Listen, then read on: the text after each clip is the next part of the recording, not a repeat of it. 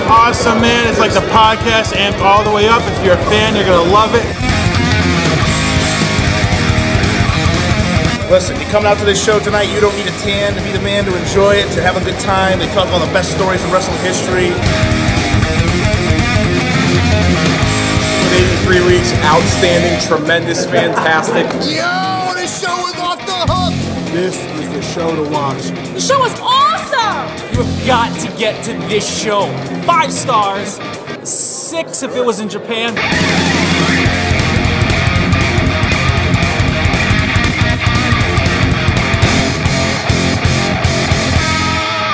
Heads up, Chicago, Illinois. Tony Schiavone, Eric Bischoff, and myself are bringing the first ever joint show for What Happened When and 83 Weeks to McCormick Place right here in Chicago. You don't want to miss it. It's the South Building. We're so excited to be a part of C2E2 After Dark, and tickets are on sale right now at 83WHW.com. That's 83WHW.com, and for just $39, you're going to see Tony Schiavone and Eric Bischoff on stage together for the first time since the Nitro days. Plus, you'll have a chance to ask some questions. And of course, if you're VIP, you can get pictures, autographs. We've got tons of fun swag for you. You don't want to miss it. It is the show everyone's going to be talking about. Eric Bischoff, Tony Schiavone, and it happens tonight in Chicago. Tickets are on sale at 83WHW.com. That's 83WHW.com. It's C2E2 After Dark at the South Building of McCormick Place. Come see us. You'll be glad you did. 83WHW.com. Welcome to Something to Wrestle With. Bruce Prichard. Well, you know, that's not a rib. She pooted. Is that a rib? No, yeah, there's no box of gimmicks. Rumor and innuendo. I don't deal in rumor and innuendo. And was he there? I was there. I don't give a shit. I ain't scared of shit. I ain't scared of shit. Fuck him. You, Bruce. I love you. Give me double cheeseburger. Double cheese. Double mayo. Double onion. Hey, it's Conrad Thompson, and you're listening to Something to Wrestle With. Bruce Prichard. Bruce, what's going on, man? How are you? Jolly good, by God. Well, I know you're gearing up. You're excited. You've got a tour coming up this weekend in Australia, and we're going to tell everybody all about that. And then we're going to get to why we're really here, Wrestlemania 10. I'm fired up about this. It's one of those big shows that everybody's been looking forward to, and we're finally ready to cover it. But first, let's talk about last weekend. We debuted the Wrestlemania 20 episode where you were recording on the road live from Stamford, Connecticut. And I'm curious to get your take on the feedback that we got. Well, I think that people kind of thought that, I don't know, there's quite a bit of negative comments out there, if you will. There was some positive as well, but you know what? Apologize, because I'm going to take the brunt of it. I was pretty damn tired, exhausted. We wanted to get a show out, so we got a show out, and it wasn't our best show. I'm the first one to admit it, and I apologize for that, and I don't know what else to say, and hopefully we won't let it happen again, but kind of burning both ends of the stick, or the candle, if you will, and doing the best we can. It's worth mentioning too that I think some of the folks that gave us some negative feedback last week were upset that the show wasn't longer. But my take on that is always, you know, what did we miss? You know, I felt like we covered most of that show, or the build up to it, with our No Way Out episode, our Royal Rumble episode. And of course, we've done long shows on Kurt Angle, and we did the build up until that win with John Cena. And so we've done a lot of that stuff already in the archives, and it felt like we would be doubling back to just cover it again. So if you were looking for a companion piece for WrestleMania 20, there are tons of them in the archives over at somethingtowrestle.com. But the actual show itself, when we covered WrestleMania, I thought was pretty good. We spent a lot more time really breaking down the card than we normally do, and I enjoyed the show, and I hope that everybody enjoys our WrestleMania 10 episode. And we sound back to normal this week because you're not in a hotel room in Stamford, Connecticut. You're back in your home studio. Yeehaw! That's a beautiful thing, being here in Texas, by God, not having a phone up to my ear the whole time. So yes, and hopefully we're sounding a whole hell of a lot better. I'm awake too. Yeah, I don't think everybody knows about those 2 a.m. conference calls, and you know, you and I taping at 5 in the morning or a lunch break. It's this new schedule of yours. It's going to be the death of you, but we're going to have a good time until you kick the bucket. But hopefully you don't kick the bucket before your tour of Australia, which is coming up, and I know you're excited about it. Tell everybody what to expect and where to see you. Well, if you're listening in Australia, by God, I think that I've already been in Sydney. So it's Sydney Friday night, it's Melbourne Saturday night, and it is Brisbane on Sunday afternoon. Great tickets are still available. Beautiful venues. Just head on over to brucepritchard.com. Comrade, I've been all over the world. I've never been to Australia, and this is one of those that is on my bucket list that I've always wanted to do and a place I've always wanted to visit. So looking to have a blast. Well, I know you're going to have fun, and I'm going to be having fun this weekend because tonight, Friday night, Eric Bischoff and Tony Schiavone will join me right there in Chicago at C2E2 After Dark. It's a special ticketed event. Tickets are only $39. And we're going to have our first ever joint show for What Happened When in 83 weeks. Isn't this the first time they've been together in like 100 years? Something like that. Yeah, those are some old dudes. And this is the first time they've been on stage together and performed together like this since Nitro went down. So a long time.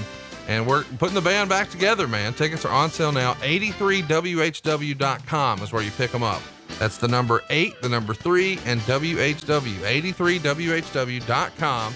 where you can get your tickets for tonight in Chicago, Illinois, for just $39. And hey, you know what? I do want to remind everybody that although mine and your show is sold out at Gramercy Theater the day before WrestleMania, the day after WrestleMania, right after the biggest Monday Night Raw of the year, you're going to be on stage, possibly for the last time, with good old JR. Tickets are on sale now at brucepritchard.com. So if you're planning to go to Monday Night Raw, the biggest Monday Night Raw of the year, why wouldn't you, just a few steps from Barclays Center, come see Bruce Prichard and Jim Ross one last time on stage together? Pick up your tickets right now at brucepritchard.com. Let's get into it, man. WrestleMania 10. While we're really here, this is an interesting show. I watched this one start to finish for the first time in a long time this week, and I'm pretty excited to cover it with you. First, I want to tell you that the attendance here is 19,000 folks. Once again, it's at Madison Square Garden, just like it was last week when we covered WrestleMania 20. Here we've got a gate of $960,000, and the buy rate is actually down from WrestleMania 9, which we've covered. One of the arguably worst WrestleManias ever, available in the archives at somethingtowrestle.com. The buy rate for this one is a 1.68, but the buy rate for WrestleMania 9 was a 2. So while it would still appear to be down, the biggest show of the year for WCW on the other channel is Starrcade. And that was headlined in Charlotte, North Carolina with Ric Flair and Vader for the world title. That only did a 0.55 buy rate. So while we're going to talk about business being down a little bit here, it's still a multiple of what WCW is doing. Fair to say? Yeah, and business, I think, was down for everybody across the board. I remember during this time, even looking at the trades and the media week, talking about Ringling Brothers, Barnum and Bailey Circus, Disney on Ice, and rock concerts across the board, and how everything, for whatever reason, was down. And we were not immune to it. Business was not great. And the arena business in general, it was a tough year. It was a tough year to where rock bands were wondering, shit, do we even tour anymore? So it was across the board without a doubt. Something I've always wanted to talk about a little more is something we touched on in one of our early episodes, the Steroid Trial. And I'll admit, when we were first sort of getting our feet wet with this show, I wasn't doing near the amount of research that I'm doing now. And I'd love to have a do-over for the Steroid Trial. Maybe we'll do it again sometime for Patreon. But I guess it's fair to say that the Steroid Trial here on the lead up to WrestleMania 10 is still taking up a lot of Vince McMahon's time and mental space. Is that fair to say? Yeah, he's fighting for his life. You know, you have the federal government trying to take you down, and he was fighting for his freedom, and he was fighting for the company that he had built So it was a stressful time, to say the least. The reason I bring this up here is around WrestleMania, Meltzer publishes a report that is, he says, potentially the biggest story in wrestling in many years, and one largely misunderstood by virtually everyone, both within the wrestling profession and those outside of reporting it. And he's of course talking about the steroid trial, but he says that there was a Supreme Court decision back in December that changed the way the government could handle some of their business. The biggest change of which is the ruling makes it more difficult, but not impossible or even implausible, for the government to seize assets in drug cases. The government no longer has power upon a conviction of either of the two charges against the company for distribution and conspiracy in regards to seize the building, which is believed to be the biggest potential economic ramification that could come out of the trial. That's directly from the Observer. But what they're talking about is, when this thing first happened, the government was gunning for all of the company's assets, including Titan Towers. Now with this change in the law, now of course, McMahon's still in trouble and he still could face, up to $1.5 million in fines, but perhaps not nearly as menacing of a punishment that was possibly looming in the distance before. Is that ever even discussed, that, hey, if this does get bad, at least it's not as bad as it originally looked? Or is that type of talk not even around the office at all? I think that the fact that we were still doing business in some respects was grand, because the government was trying to do anything and everything that they could do to disrupt the business. They were attacking people, employees within the company. They were going out and trying to find anybody that they could to just say something bad. If you had something bad to say about Titan Sports or Vince McMahon, boy, they wanted to talk to you, and they wanted to try and spin whatever that was into their case to portray this big bad company as the evil empire. And throughout this whole thing, I think that there were folks on both sides of the fence that thought, okay, we're going to fight, we're going to get through this. And those that thought, oh my God, it's, the end of the world. It's Chicken Little, the sky's falling. But the government did everything they could. I mean, they went after us, and they went after us personally in a lot of respects. And it was a fight that, I don't know, that many people would have come out the way that we did. Well, besides the money and the fines, Vince is still facing, 5 years on the conspiracy charge and 3 years on personal distribution. This has to be affecting him, and it has to be different than prior WrestleManias. At this point, you've been around for the build for several WrestleManias. Was putting this one together, how was it different? Because Vince obviously has all of this hanging around in the background. Did you notice a change or a difference?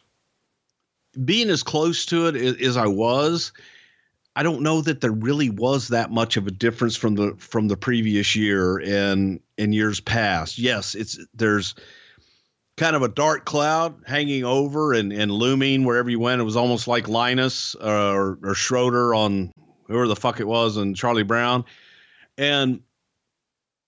But Vince was adamant that it wasn't going to affect business. We had to continue on, and we had to do business and what was best for business at the time.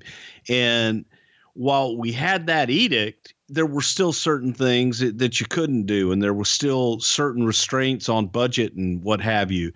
So you're careful, and you're thinking, and for a lot of people on the outside of the company, there were some that didn't want to be associated with the WWF. They thought, okay, well, God, we don't want to touch them. We were this ostracized child over here that no one wanted to touch. And that was fighting an uphill battle, but you just persevered. You put your head down and you kept going forward. So myself, I think Pat, Vince, it was, maybe it bothered us. Maybe it did affect us, but we never sold it. And we just kept going as if, it's business as usual. Something I've wanted to ask, I guess, is, did Vince, he has to be a little bit in CYA mode, because on some level, not just from a personal finance standpoint, which is obviously important and something everyone would be thinking about, if these major fines would have come down, if they would have seized the building, Vince has to be thinking, what do I need to do to keep the business afloat? How do I keep the train on the tracks? And it does feel like the booking and things like that, as a result of, that sort of thinking, would change. I'll tell you what changed was we didn't have the availability to bring in outside talent. We didn't have the availability to sign new talent because Vince didn't feel confident in saying, hey, here's our future. And that stopped for a while as far as trying to bring in new talent and recruiting guys.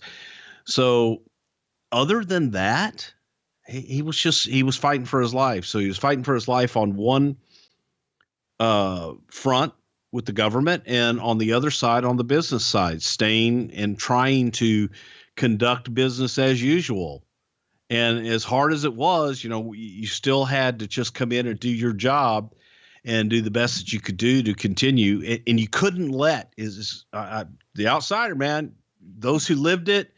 Yes, we had a lot of shit on us, but you just had to forget about it. You had to move on, because when you know the truth about things and you read the newspaper and it's full of untruths and just lies that they were telling about the company and about Vince and about people that and have done business with.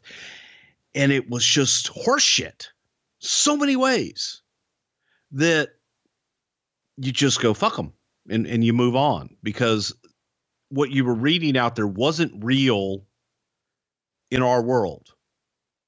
So you just keep forging forward and move ahead.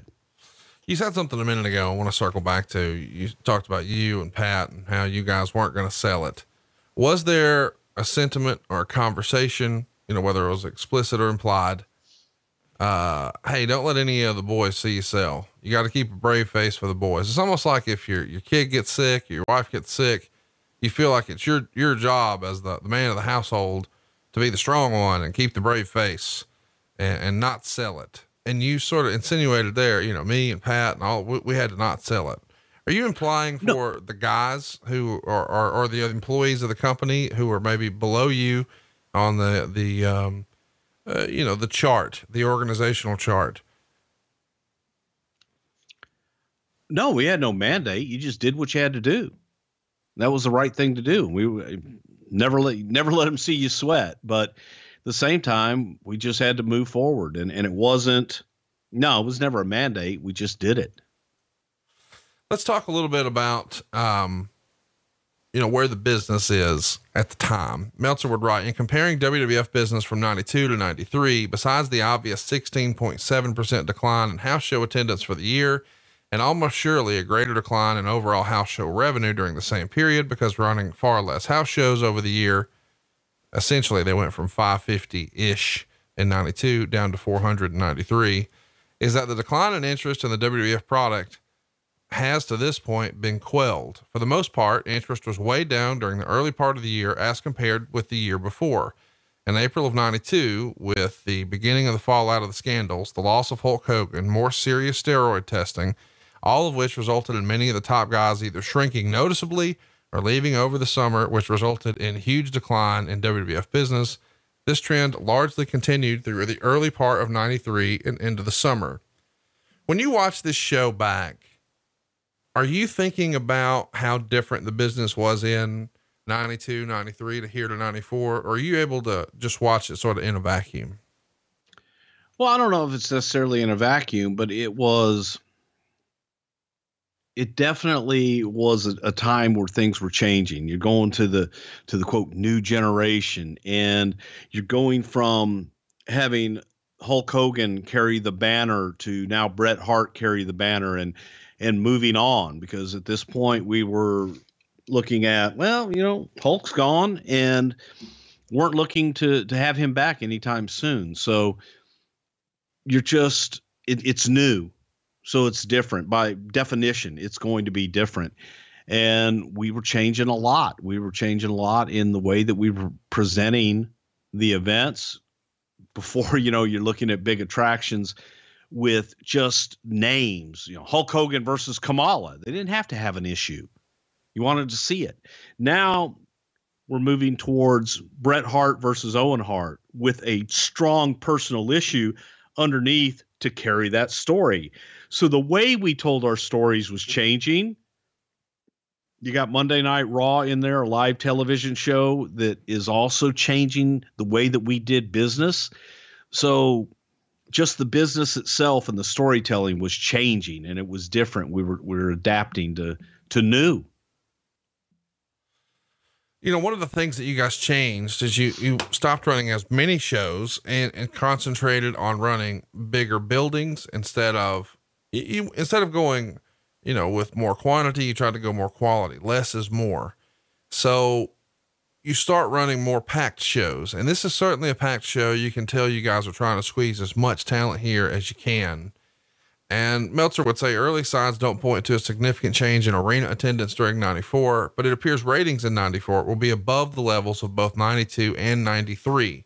So the slowing rate of decline and showing signs of reversing the trend is more likely limited to the company rather than an industry-wide barometer of improvement looking at WCW. Of course, the idea being, we opened this show comparing it to WCW, and you said, well, business was down everywhere. But it does feel like you guys pull the nose up faster, which really is impressive considering that you did this when your leader is facing all of this serious legal trouble.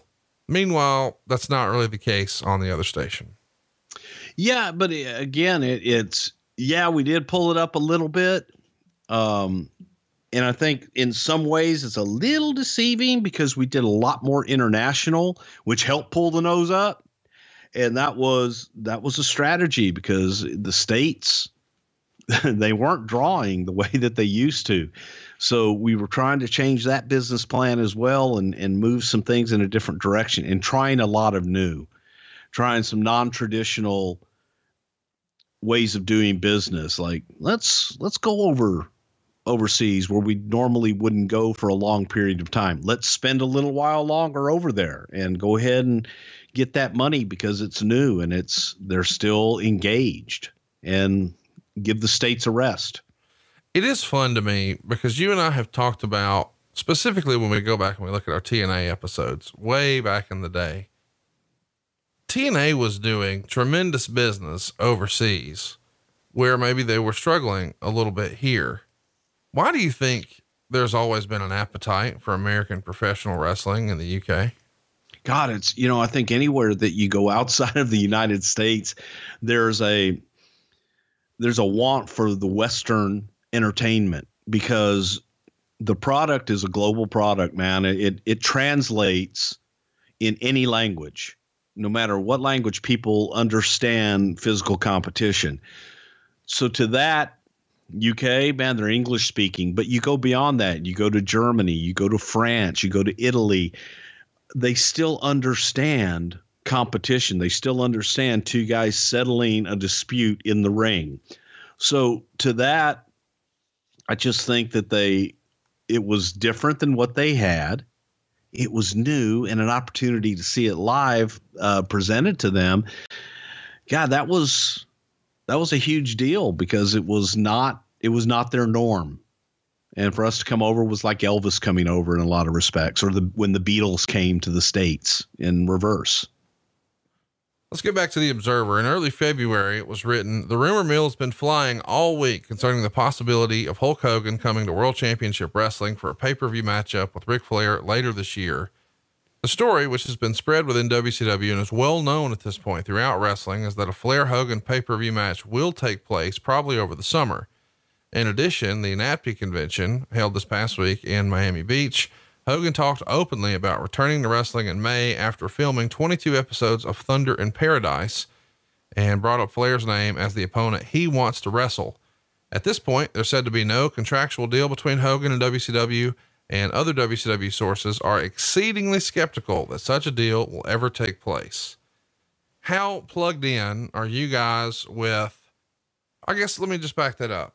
To the best of your understanding, what was the relationship like between Vince and Hulk Hogan here in February of 94?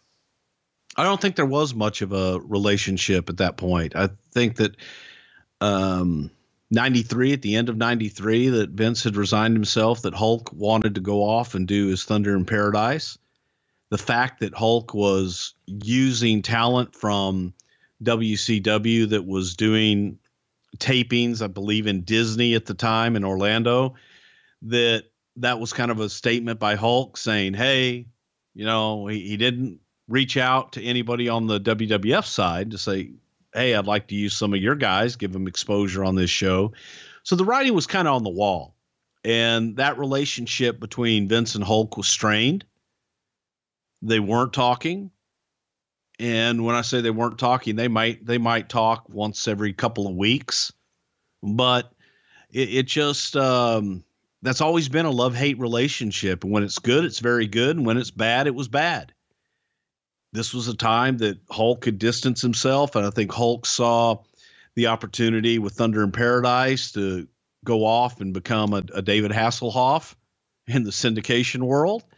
So he saw bigger and better things, and if he was going to do wrestling, maybe he would do it for a different billionaire, even though Vince wasn't a billionaire at the time. When you guys started to hear that maybe Hogan is talking to WCW, and you and I've talked about this on the show before, sometimes Hogan would just flirt with the media and court this attention and tease it just to get the other side to make an offer. When you hear this news that, hey, maybe Hulk's going to sign with WCW, do you think at this time, well, he's not really, because if he was gonna, he already would have. He's just using this to see if Vince will call? Definitely there's that thought there, because you're waiting for that call. You're waiting for, hey, I'm thinking about going over here unless you can talk me into staying here. So that always happened.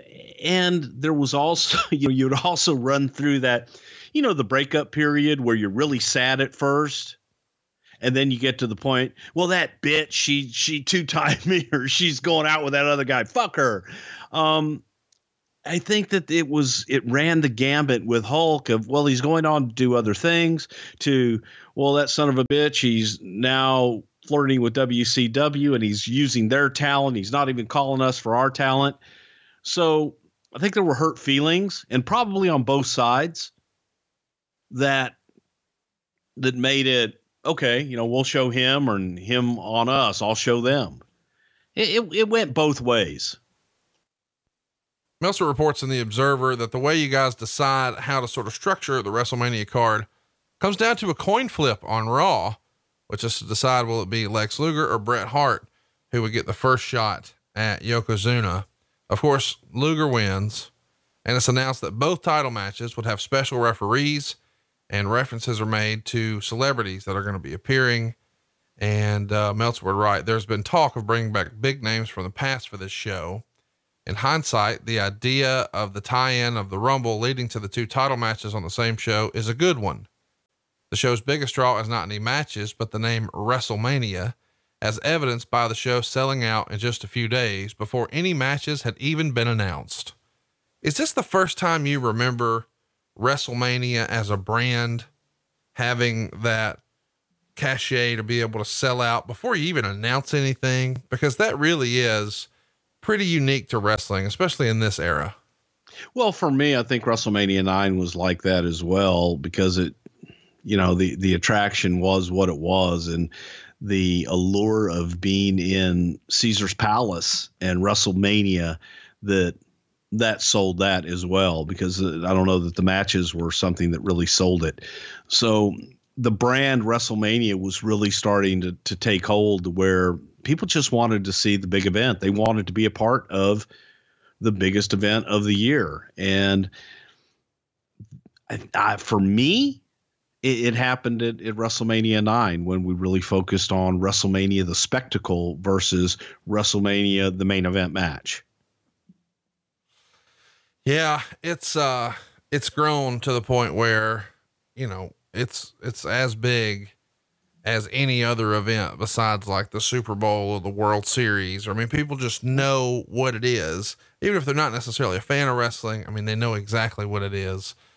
Well, talk to me about the coin flip segment on Raw and then having the Rumble fallout spill over into the next month. Oh boy, that coin flip could have gone either way, Conrad. It was, we are sweating our ass off going, okay, if it's heads, this will happen. And you know, you just got to go with it sometimes and hope for the best. You know, you go back and you look at that Rumble with Bret and Lex coming over. That was superb in the execution, 100% on Bret Hart, because Bret had a hold of Luger and had a hold of his foot, and Bret was going to make sure that they came down at exactly the same time. So hats off to Bret Hart, because he made it work, and we had it covered 9 ways from Sunday to no matter how it came out, we could have made it work, but they made it work to perfection. And the idea behind it was, I think that the sentiment from the audience was there was a sentiment that really wanted Bret, that felt that Bret was the guy that they wanted to be their champion. And we had done all this work up until this time to try and get Lex in position. And the audience didn't want Lex, but I think Vince wanted to carry through with that to WrestleMania with Lex and Yokozuna. So I don't want to say he made a promise, because he doesn't, you know, he doesn't do that. But I think that he felt obligated to, well, let's see how it goes. And we can give him that match and give him the other match. We talked about triple threat. But what happened in the meantime as well was Owen Hart getting over as big as Owen got over. And that personal issue with Bret was getting to be bigger than anything. So we came up with the 3-match scenario, or the 4-match, however the hell it was, scenario to get to where we needed to be. Talk to me about Thunder in Paradise debuting the week before WrestleMania. I mean, that can't be an accident, can it? At least in your opinion? God, I have no idea. I mean, it was a syndicated program, so I'm sure that the folks that were producing it and getting it out there, they would want to get it out there with Hulk Hogan around the biggest publicity time of the year, where everybody's talking about WrestleMania and Hulk being synonymous with WrestleMania. I have no idea what the hell they did on their end, but they'd be silly not to capitalize on all that hoopla. All right, let's take a time out right now to remind everybody that the biggest wrestling weekend of the year is finally upon us. It's New York City, April 3rd through April 7th. And if you can't get there, man, Fight TV has you hooked up. They're going to be streaming 20 live wrestling events, including the Ring of Honor and New Japan G1 Supercard from a sold-out Madison Square Garden, Impact Wrestling's United We Stand, WrestlePro, the WrestleCon Super Show, the WWN Super Show, House of Glory, and more. For a limited time only, the Fight Fest package that has over a $280 value is available for only $119.99. That's right, $119.99, and boom, you're in 20 shows, man. Take advantage of this super deal right now. Go to fight.tv or do what I do. Download the Fight app in your app store and take advantage of this unbelievable offer. One more time, it's the Fight Fest package. You get 20 live events for one low price. It's valued at over $280. You can get it for less than $120. Make it happen right now at fight.tv or download the Fight app in the App Store. And don't forget, Fight is F-I-T-E. That's F-I-T-E.tv or download the Fight app. You're going to love it. Let's talk about the television taping from Bethlehem, Pennsylvania. You got any good memories from Bethlehem?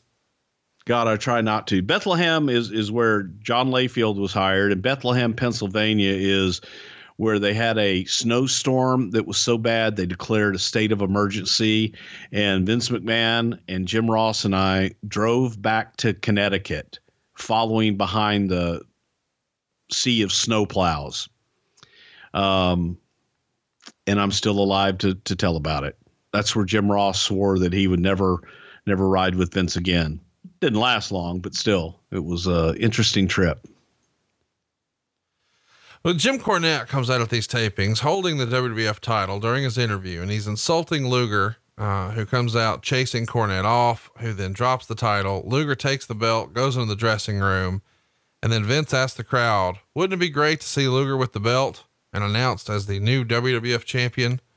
At this point, Luger's brought back out and is wearing the belt and is announced as the new WWF heavyweight champion and does an interview segment, presumably taped for the WrestleMania for Superstars. Now, of course, everybody's jumping to conclusions here.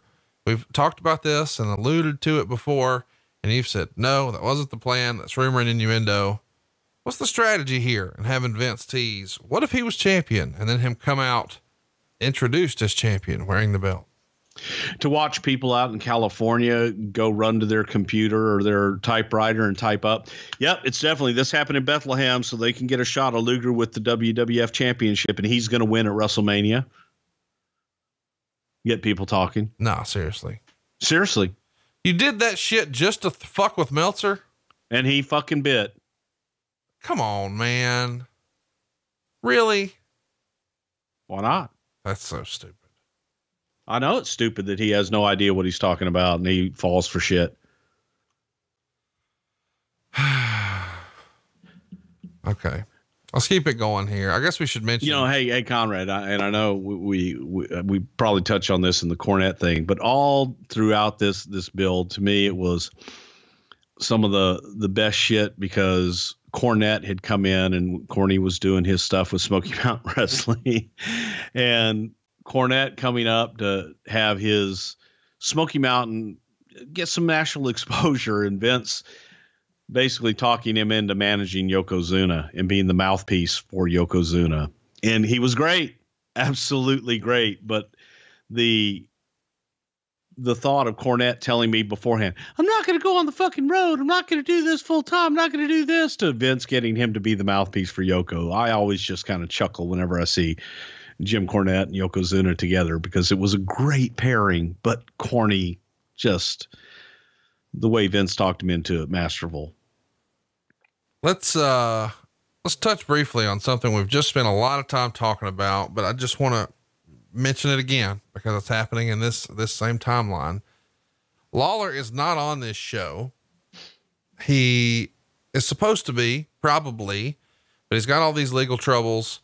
And ultimately, there's going to be a settlement February 23rd, where the deal is reached between two sides at the pretrial hearing, where Lawler agrees to plead guilty to harassing a witness.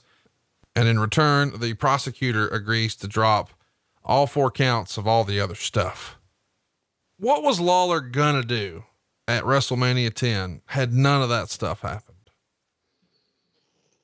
God, I don't even think that was a thought of at that point because Jerry had been a commentator and that had happened, going back, whatever it was, October, November of the previous year, that we had no thoughts of Lawler at WrestleMania at this point.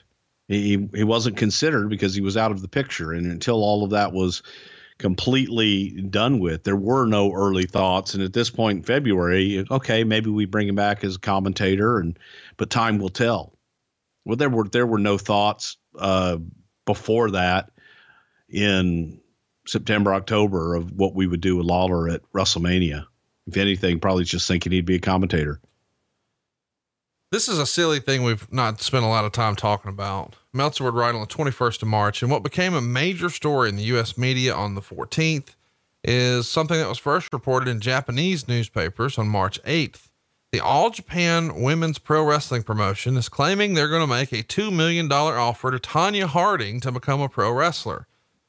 The story garnered some publicity last week in Japan, and a second story hit the next day when Akira Hokuto returned from Mexico and announced she wanted to train Harding.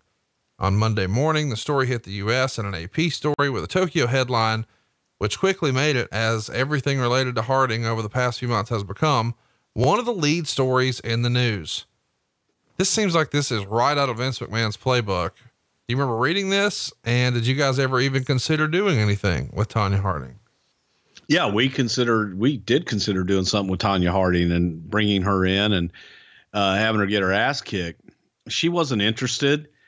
I think that maybe because We were interested at one time. We had floated that idea out there that maybe her manager had heard, or someone in her camp was like, hey, you could get a lot of money in Japan, and floated it out that way, thinking that maybe they could get a big payday. It was all publicity. It was all for publicity's sake, because Tanya, at that time, at least when we dealt with her, she had no desire to do it. Later on, she would go and do the celebrity boxing matches and all that bullshit. But yeah, we approached her. Definitely.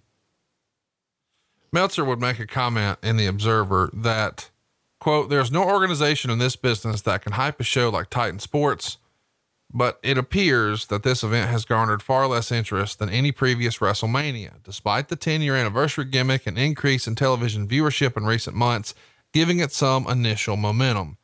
The momentum has waned and interest seems lower each week due to the weak lineup of matches, and with one or two exceptions, a celebrity list of people that hardly qualify as celebrities. Did you feel like, and a lot of shows are guilty of this, people come out really hot for, a ticket or a show or whatever, but then as time gets closer, it actually goes the other way. You can actually see this happen, present day with big shows.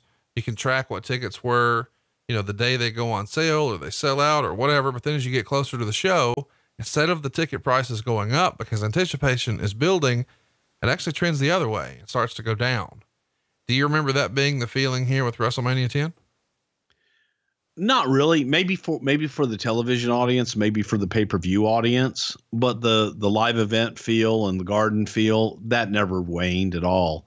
There was still anticipation, people wanting to be there live for the 10th anniversary of WrestleMania.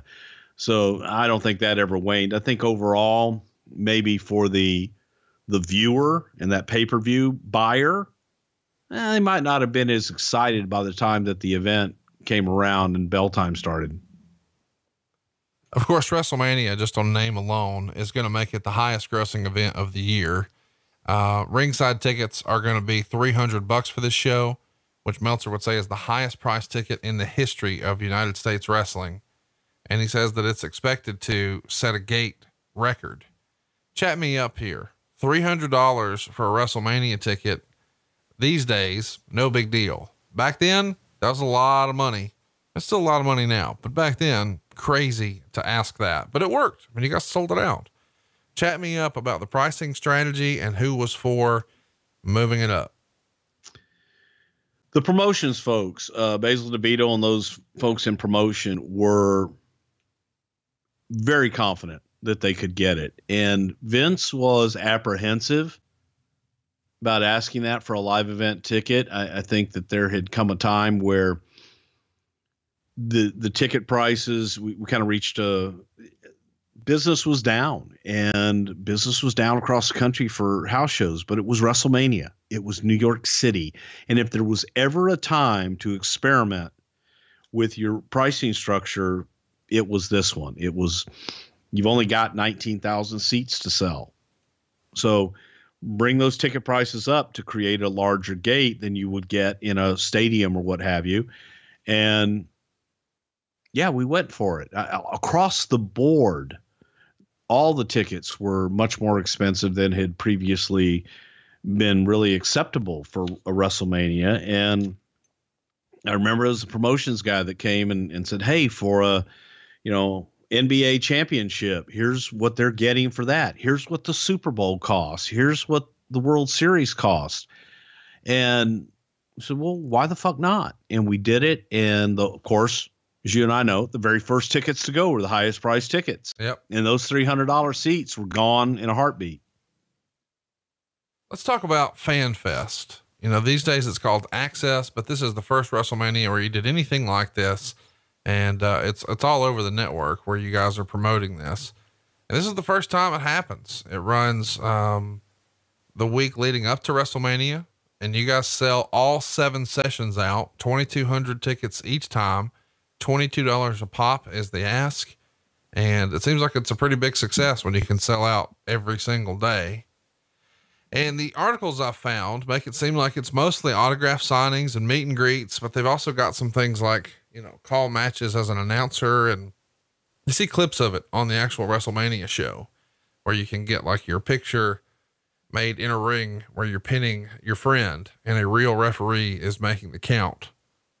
What do you remember about how this was put together? Whose idea was it? What the structure of it looked or felt like? You guys were clearly trying new things here to up fan engagement and raise revenue. Clearly it worked. You're still doing it all this time later. Well, tell you how it started. Basil DeVito came from the NBA, and we had just seen this NBA experience. Fascinating, absolutely fascinating. And it was in Cleveland. The fan experience of people being able to go up, and they had all the basketball stars there and people signing autographs and pictures. And the draw was amazing. And they'd been doing it a few years. The NFL started maybe the year before that. I don't know when they started, but they had their fan access deal. It's New York. It's WrestleMania. And we thought, why not do this fan access? And that's what we called it, because it was access to the superstars, access to a wrestling ring, access to the very interview set that Gene Okerlund did interviews on, and all of this, things that you never could experience as a fan on a day-to-day basis. So we packed it all into one deal. And I have to say that I was blown away with the number of vendors and the different activities that were available that pale in comparison to what it's become and what they do now. And it was, but you got to go back. 1994, you didn't have all these fan conventions and all this access where guys were doing personal appearances all over the place. That didn't happen then. So this was the first time for a lot of people to be able to have access to the WWF talent, and for them to go in, get their picture, meet them, get an autograph, and touch a ring. Actually go up and touch the ring, get in, get your picture taken in the ring. Later on, we had the entrance, and it was a big deal. So that's how it all came about, and it grew, and then it reached a point where, maybe not, it's not working. The folks that come in from overseas, they've seen it, they've done it, and it's gone through many manifestations. But in the very beginning, it was access. It was access to the talent, access to the ring, access to things that you never, ever would have access to before.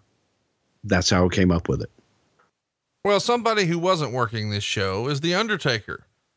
There's no Undertaker here because he died at the Royal Rumble and went to heaven when he lost that casket match to Yokozuna, and half the locker room beat the shit out of him. He didn't die. Okay. He was buried. He was placed in a casket and ascended. Okay. Yeah. What he said, and it's available in the archives if you want to listen to the 1994 Royal Rumble. He's doing a signing overseas at this time. So he's around, but just not at WrestleMania. Was there any discussion for him being on WrestleMania? It does feel weird. There's an Undertaker-less WrestleMania. We did, but we weren't ready to bring him back. And we were waiting post WrestleMania for stuff with Yokozuna and just timing. No, he was never penciled in for it. And it wasn't something that we were ready to do. He wanted the time off, and we gave him the time off. Well, okay, there you go. We'll move along here. Let's talk about WrestleMania, the actual show itself. It's an interesting open to this where we're visiting, sort of old clips from WrestleMania. And then we, fade into the more current music and the intro for WrestleMania 10. King is back here doing commentary, but he's not wrestling. It is weird. I think I just assumed he would be wrestling here since we were supposed to see him square off in that Survivor Series, but whatever. We're happy he's back. Vince is joining him, of course, and King is making up for lost time with a lot of one-liners to get the first hour of the show kicked off, and it feels like they never missed a beat. These guys just had natural chemistry together. Is that more of a statement of their chemistry, or just how damn good and underrated Jerry Lawler is on commentary? God, I don't think Lawler's underrated. I think he's one of the best that has ever been as far as commentary goes. And you add that to the chemistry that he had with Vince. They had a natural chemistry and worked seamlessly together. So it was like riding a horse. You know, they jumped right back on and didn't miss a beat. They really did a great job here. Was there ever any discussion for what the commentary team might look like if Lawler couldn't make it? If things didn't go his way with that trial, what do you think it would have looked like here? Probably Jim Ross, maybe, but you know, Jim was in and out, you know, different times. So it was different. And we talked about, you know, Kurt Hennig, talked about Roddy Piper, talked about a lot of different people as time went on. And thank God, you know, King's, everything had settled and it was a nice return for the King. It's good to be King. It is indeed. Let's talk a little bit about the opening, because we start with Vince McMahon throwing to America the Beautiful. And you sort of joke about this sometimes with how over the top he was at WrestleMania 3. And I'll be damned if he doesn't do it again here for Little Richard. There's something about Vince McMahon introducing someone when he's got the mic in one hand and he's going to motion from himself to that other person with the other hand. And he starts shaking the hand, almost like the hand is hulking up. Having seen you actually recreate that a couple dozen times, it's freaking hilarious. And I couldn't help but think about that when he introduced Little Richard.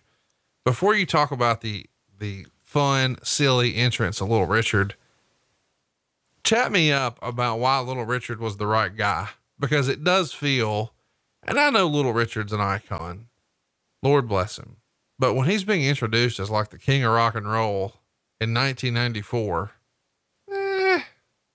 tell me about Little Richard coming in and then make fun of that entrance, because I know you're dying to. He was the king of rock and roll. Little Richard was the shit. I got to work with Gladys Knight, Aretha, some really, truly greats in their own right through the years who have sang their rendition of America the Beautiful. Little Richard may have been the most insecure of all of the talent that I've ever worked with. And when I say he was insecure, he was one of the most talented insecure motherfuckers I've ever seen in my life. Richard gets in the middle of the ring and we're doing a sound test and we're going through everything. And Richard is playing the piano and singing. The guys are working, setting up chairs. The building goes silent just to listen to Richard sing. Some of the most beautiful shit I've ever experienced in my life. And to be right there, I was at ringside and he finished, and Richard did not want to sing live. He was terrified, absolutely terrified. So he had laid down a track and he was going to lip sync it. So we had gone back and forth, and Jim Johnston had worked with Little Richard and talked to him, and he had come up with the music and done the bed. He recorded the voice and the whole 9 yards. And I thought, man, I've got to take a shot. I just have to. And I got in the ring and I said, Richard, I said, that may have been the most beautiful rendition of America the Beautiful I've ever heard. And he was like, well, thank you. I said, I don't think it holds up. I said, I don't think that your track version holds up. And he just looked at me, and if looks could kill, I didn't have a good night with celebrities on this night. Let me just start off there. If looks could kill, I would have been dead.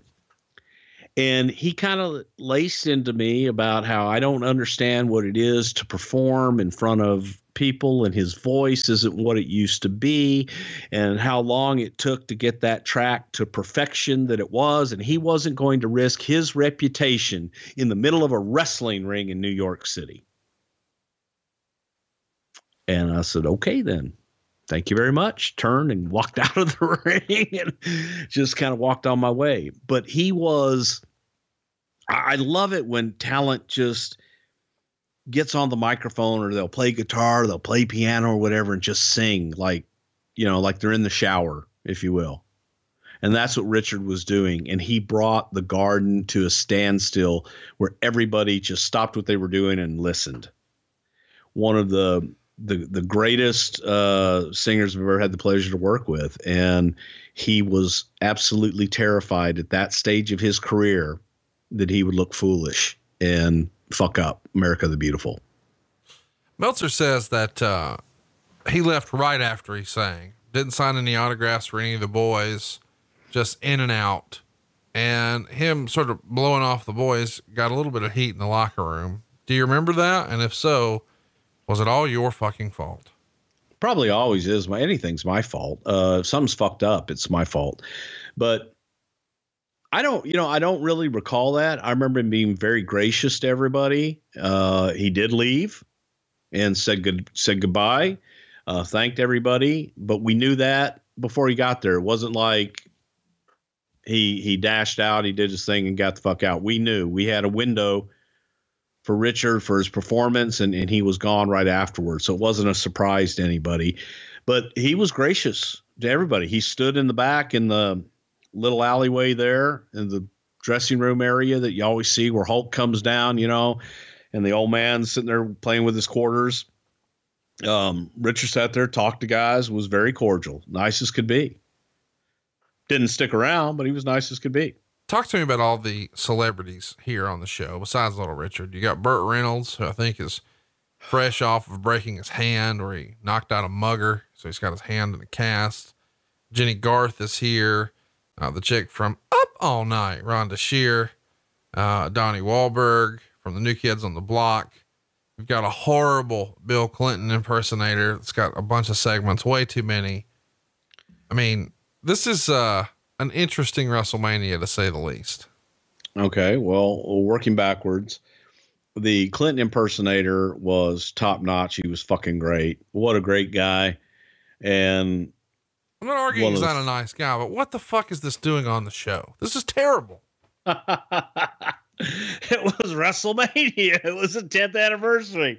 Oh God. It fucking sucked. You know it. Just say it sucked. Unless, no, it was great. He was awesome. Okay. He's a nice guy. We stayed up. Hang on. You want me to talk, or you just gonna tell me he's horrible? Well, I'm just glad you're talking this week. God damn. Well, I'm trying to. Are you going to fucking do it? What's that? You going to fucking talk now, you fucker? Well, I'm fucking trying to. You going to let me? Well, I'm asking. I'm just sitting over here with my dick in my hand. Well, goddamn.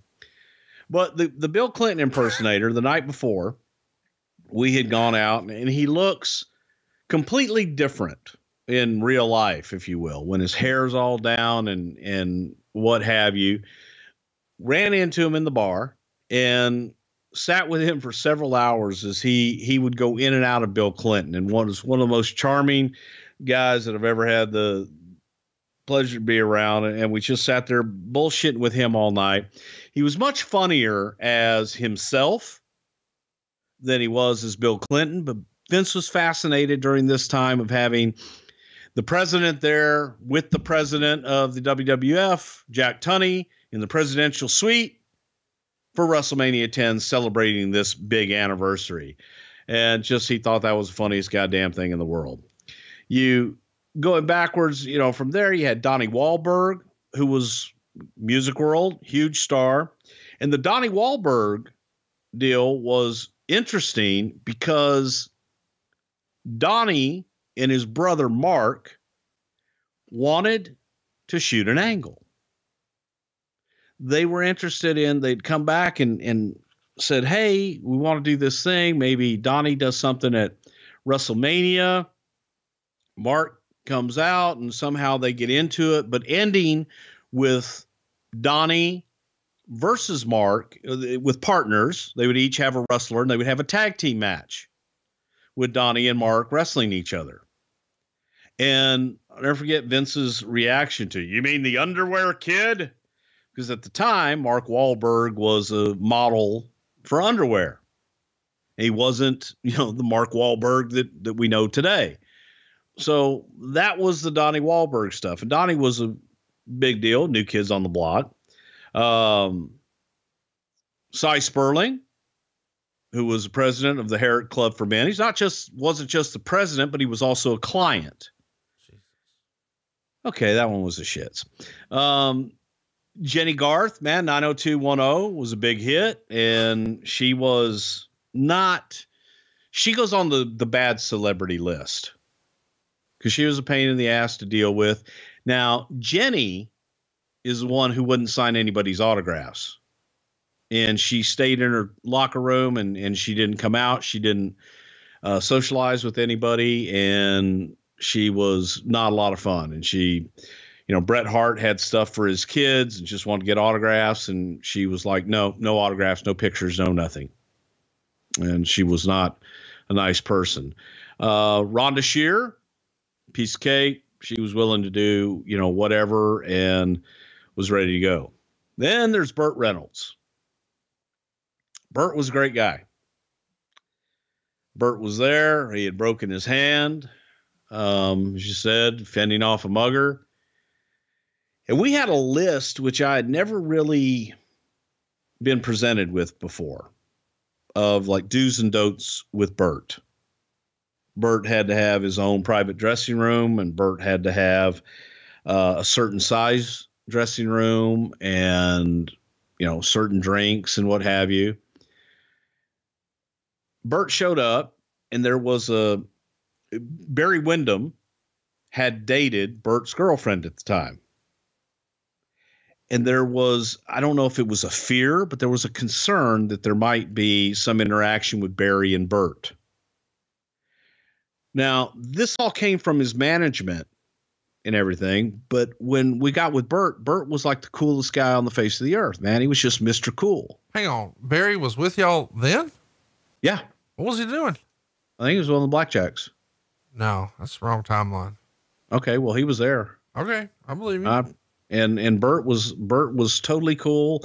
Barry came in and said hello to Pam and said hi to Burt. Everybody was cool. And then I'm dealing with Burt, and I'm telling him what he's going to do. And as I'm telling him what he's going to do, his management pulls me off to the side again. And they say, whatever you do, keep Rhonda Shear away from Burt. Like, they can't pass in the hallway. He doesn't want to see her. Nothing. Just keep her away. And I'm about to tell Burt that I've got him escorting Rhonda Shear to the ring. I'm like, okay. Excuse me. So I go back. I tell Vince that, hey, I need to make a change here. They don't want any interaction at all with Rhonda Shear. What the fuck's the problem? I don't know. I don't care. But can we just make the switch with Jenny Garth? So now as I'm going over everything with Burt, he looks at me and goes, so you want me to escort a 12-year-old girl to the ring? Nice. Next thing I know, Rhonda is in the dressing room. Burt's hugging her, and they're talking about old times and sharing a drink and having a grand old time. I'm like, what the fuck is going on? As we get into things, and I'm talking to Burt about what he's going to do that night, I walk him out to the ring. I'll post the picture of Burt and I in the ring going over what he's going to do that night. Burt's job was to introduce the match, introducing Roddy as the guest referee for the match. And we're in the dressing room now, and I have cards made up for Burt. And I'm explaining to him, I said, the only thing I ask of you is when you're getting ready to introduce Roddy, I said, please just, and now introducing your guest referee, stop. And then once the music hits, give yourself about 10 seconds before you introduce Roddy Piper. His musical hit, he'll come out the entryway, we'll let the crowd react, and then introduce Roddy. Burt flipped. I mean, fucking flipped. I've never been cussed out like that in my life in public in that way. And he says, you know, what you should have said is you should have said, you know, Mr. Reynolds, I'm sure that in your over 40 years performing, that you might have done an introduction before in your life. And since you have starred in more movies than I've ever seen, maybe you should just say, go on out there and have fun. But he's yelling this in his locker room and everybody stops and they're all staring at me. So I said, well, Mr. Reynolds, and you're over 40 years of performing, I'm sure you've announced a thing or two. I tell you what, why don't you just go on out there and have some fun? And I walked out of the dressing room feeling about 2 inches tall. And he went out and did it exactly like I asked him to do. And at the end of the night, came up and apologized to me and went to being a great guy all over again. But yeah, I got cussed out and chewed out by Burt Reynolds in Madison Square Garden. All right, Bruce, let's take a time out right now to tell everybody how you can make some money. It's March Madness, and we're pretty fired up to bring everybody betwithbruce.com. We're talking about pro tips from the world's premier handicappers, the best handicappers in the world. We're talking about, of course, the Philly Godfather and his pack of animals, but don't take our word for it. Bruce, in my research, I found that over the last 6 March Madness tournaments, these guys' picks have hit 64.7% of the time. That's unbelievable. Yeah, freak out, it is, but it's Macho March Madness, No, these guys are the best that there is, Conrad. I've never seen anything like it. I've gone through the numbers and gone through their picks, and the Philly Godfather has got it down to a science. You think you do research? Man, you ought to see the kind of research this guy does, and just go visit thephillygodfather.com and get his picks, because folks, if you want to win, you got to listen to a winner, and the Philly Godfather is a winner. They've even got some really cool offers where you can get some free cash from some different sports books. It's all going down right now at betwithbruce.com. Take a look at it. And if you decide you want to have a leg up and not just win that corny office pool, but some real dough, then go to betwithbruce.com and you can get all the Philly Godfathers picks this March Madness for just $99. And as if that wasn't enough, some free cash from the sports books. Check it out right now. You'll be glad you did. It's betwithbruce.com. Did he hook up with that hair club for men guy while y'all were there together? No, I think he had his own guy. Okay. So one of the things that I know we're going to get written about, Bruce is mistaken. This is a different time with Barry Windham and Burt Reynolds, but Barry was there. I'm telling you, Barry was there. I'm not arguing. He may not have been on the card. He was there. I'm not arguing that he wasn't at the building and hanging out or whatever, but I think he was NWA champion for WCW at the time. No, he was not. He is on the pay-per-view the next month for WCW. I mean, he was not in the company. It's okay though. We're allowed to make mistakes here on the show. No, we're not. Oh, well, God knows I'm not. I just want to cut down the fucking tweets. I'm trying to help you. If you'll let me help you. Okay. Thank you. Okay. Thank you. All right. Next up, man, go out of your way. Go watch it. I'm going to argue that this is, I'm not even going to argue it. This is the best opening match in the history of WrestleMania. Owen Hart pins Bret Hart in 20 minutes and 26 seconds. It's outstanding. We can't possibly do it enough justice. Meltzer gave it 4 3/4 stars. Fuck that. It's 5 stars. It's outstanding. That's just my opinion. I think it's one of the more underrated Bret Hart matches, probably Owen's best match ever.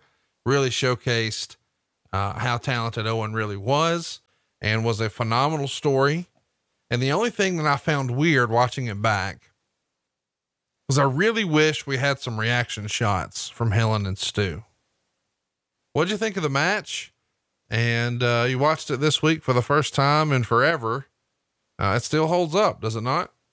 It would have been 10 stars in the Tokyo Dome. God. One of the, without a doubt, the greatest opening WrestleMania match ever. It could have closed the show and not a single person would have been disappointed. That story building up to everything that we did was flawlessly told. But the best part about it was the coming out party for Owen Hart, where he showed everybody, I'm a player, I'm a main event guy, and you couldn't deny him anymore. And the other funny part about it was leading into it, Bret thought Bret should have gone over.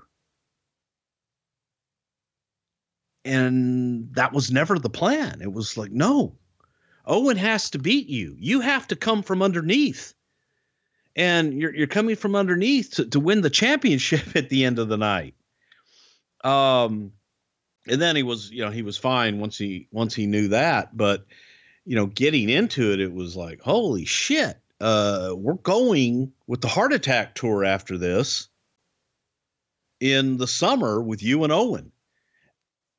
I think that match set the stage better than anything and gave Owen bragging rights to, which we found out later on, you give Owen Hart an inch, he's going to take a mile when it comes to whatever you give him. So him beating Bret, I beat you, Bret, was the greatest thing to ever happen to him. Let me just tell you, the way this show starts with Owen winning with a phenomenal finish. It's not something like you would see today. I just thought it was so good. But then the visual at the end of the show, I hate to just skip there right now. It was fucking outstanding. I mean, really, really well done. I hadn't seen it in a long time and it hit me right in the feels. Go out of your way to watch this. Just an amazing match with a very relatable story. And, the way, the Owen's sort of story here is sibling rivalry, of course. And I never got the opportunities. You've always taken them away from me and you've always been in the spotlight and it's my turn and I'm the better wrestler and I'm the more talented Hart and the more talented brother. And you're getting all of these things that really should be rightfully mine. And he beats him in the opening match. And it's this big crowning moment. And he even has this big interview backstage where he's saying, this was a great moment and it was all for me. And I've proven it to everybody that I'm the better Hart and I'm the better wrestler. And then at the end of the night, the brother he beat becomes world champion and he just has to watch as all of their, co-workers celebrate him. And he's got the big belt and the big crowd response and the big celebration, even though he beat him just a couple hours prior. Phenomenal story. Beat you, Bret. I beat you, Bret. I mean, it doesn't get any better than that. And anybody with a sibling and with a little bit of that sibling rivalry could relate. It is, it does stand out as great as the match was. That post-match promo, Owen was not nearly as confident outside of the ropes as he was in. But did you guys ever consider giving him a mouthpiece? We actually did talk about Jim Cornette. However, there was the feeling that giving Owen a mouthpiece would have taken away from the genuine story between he and Bret. So it was okay. Bret wasn't a great promo either, but it was okay that Owen wasn't as good because he was the little brother that thought he was better. So him stuttering and stammering and Bret, and that made it real. And that made you go, oh, fuck you, Owen. You're not that good. We did consider it. We did consider it and we talked about it, but we thought it would take away from the overall story with Bret and Owen. What a phenomenal match. Go back and watch it. One of the things that stands out is the unique camera shot where it's shot from above the ring. Was that installed specifically for the ladder match? And then you guys decided to just try it on other matches. Whose idea was that? It's phenomenal. It was only for the ladder match and Vince hates that shot. Why does he hate Absolutely it? I love it. There's it. so many classic wrestling photographs and old Muhammad Ali boxing photographs that are iconic because they're from that angle. I think it's a cool angle. What say you? I love it. Now, not overused, but I love getting that aspect. I love that perspective when you're looking down and it puts you, to me, that puts you more kind of in the moment a lot of times than anything else. You can be in the ring with the camera. I don't know. I've always been a fan of it. Vince hated it. I know you'd always been pushing for Owen in the back. You always saw him as being underutilized. Was anybody else pushing back on this? How much of this match was the Office just sort of placating Bret? As far as the Owen match? Yeah, just as far as getting his brother in this spot. I mean, were there some people who were like, ugh, I don't see it, pal? There probably were, but I don't know that anybody ever expressed that to us because it was for a guy like Bret and a guy like Owen who had paid their dues. Owen was deserving, and I don't think anybody would have ever argued that. Was he the biggest guy in the world and the best promo? No. So I think there might have been in amongst the boys, but nobody ever voiced that and said, oh, it should be me instead of him, or Owen's not ready, because Owen was ready. And it did good business, and Owen Hart and that Bret Hart, that whole scenario worked. Tremendous. Go out of your way to watch it. Can't say enough nice things about it. Let's get to the next match, which is, not quite the same. Bam Bam Bigelow and Leilani Kai are going to beat Doink and Dink here in 6 minutes and 9 seconds. I guess when you're putting a card together, you probably do need, after you had the fans up, you got to bring them down a little bit. Well, this did it. Maybe they needed a breather. Just because of what it is, it's hard to really rate it as a match, but Meltzer did his best. He gave it star 3/4. I guess it's funny if you like to see, a little person mixed tag like this. I don't know. The rumor and innuendo is that Bam Bam didn't like Matt Bourne though, and he didn't like losing to the clown gimmick. And, apparently, again, this is rumor and innuendo, he snitched to the office that he had been smoking weed in his hotel room, which got him fired in December. Do you remember any of that? That's not what got him fired in December. He didn't do well on a test. And Matt also had a bit of a attitude, I guess, if you will. And Matt was just going through some really tough times, and Matt wasn't playing well with others. So Matt was gone, and Ray Apollo was in. Ray was a friend of Bam Bam's and was brought in to do the Doink gimmick. I didn't think that he wasn't a quarter of the Doink that Matt Bourne was. But no, Bam Bam, I think that where that comes from is Bam Bam and Matt Bourne didn't get along, and Ray Apollo was Bam Bam's friend. So probably people put that on Bam Bam. Oh, Bam Bam did this to get his buddy in. I never heard that. And that may have been scuttlebutt amongst the boys and just kind of thinking that because he brought his buddy in to do the gimmick, that's what he did. But it was a clash of personalities and a clash of styles. And Matt was a star. Matt was a star with that Doink gimmick. Was there anything else pitched for what this match could have looked like? Maybe Luna does something different. Maybe there's another little person, for Dink to wrestle, or is this always, oh, here's what we'll do? It just kind of fell into it because of the gimmickiness of it. And we talked about having a little Bam Bam and couldn't find one. So you could basically have a little Bam Bam in Luna with the tattoos on her head and the fire and all that shit. Oh. So, you know, did you just call Leilani Kai little Bam Bam? She's a female Bam Bam. Let's just fucking stop the show right now. We ain't beating that. Leilani Kai is little Bam Bam. I never even saw it with the head tattoo until you said it. Then I was like, damn it. It was right there. How did I miss it? Yes. It's a perfect couple. Little Bam Bam. My female goodness. Bam Bam. There. No, this listen, is Bam Bam. I need to go with little Bam Bam. Cause when you said, where could you find a little Bam Bam? I was like, well, the fucking Flintstones, but different time.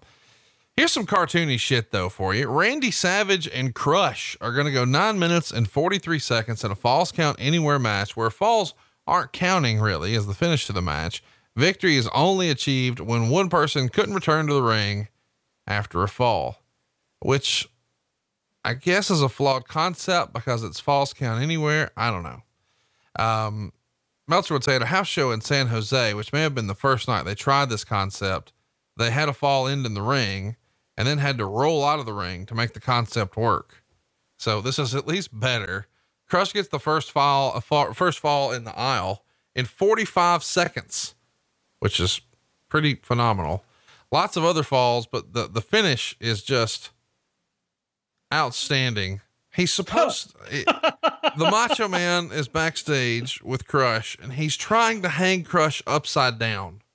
So he ties his feet up, gets him hooked up to this apparatus, pulls this rope around, above him and then over to the side. And he's trying to tie the rope, but clearly no one has actually tried this in the walkthroughs or anything. They just think, you know how to tie a knot, right, brother? Or some shit.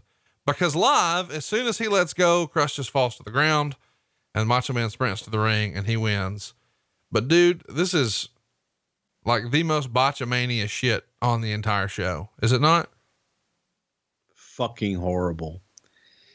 I hate to speak ill of the dead, but this match was Randy really wanted to have this match. Randy wanted to have a big kind of blow off with Crush, with Brian. They were good friends. Shaka bra, brother. Yeah. And Randy had this thing in his head. So we tried it. It was, we wanted to try this concept, and he had it all in his head, and however he explained it originally, and the idea of Crush hanging upside down and you tie him off, and when they walk through it, it's got him up, and I forget, he held him up just to see if he could get him up, but then he had nowhere to tie him to. It was ill-conceived, poorly executed, and a debacle is about the nicest thing I can say about it. It was about 9 minutes too long. There just wasn't any psychology to it. To be clear, you know, the match is 9:43 and you're saying it's 9 minutes too long. Yes. Okay. Yes. Okay. Maybe 9.5 minutes too long, but it wasn't good. You know, Crush not selling Randy shit. Randy not selling. It just wasn't. They loved each other. They were best of friends, but they had no chemistry. They had no chemistry working together. And this was an apparent display of that. Yeah. Yeah, it was bad. It was fucking, I mean, we were dying 1,000 deaths. I know that Crush is Randy's boy. I know he had to push for him to be in this spot, but this concept of the match, who deserves the blame? Well, we do for putting it on. Even worse is I think this is Randy's last televised match in the company.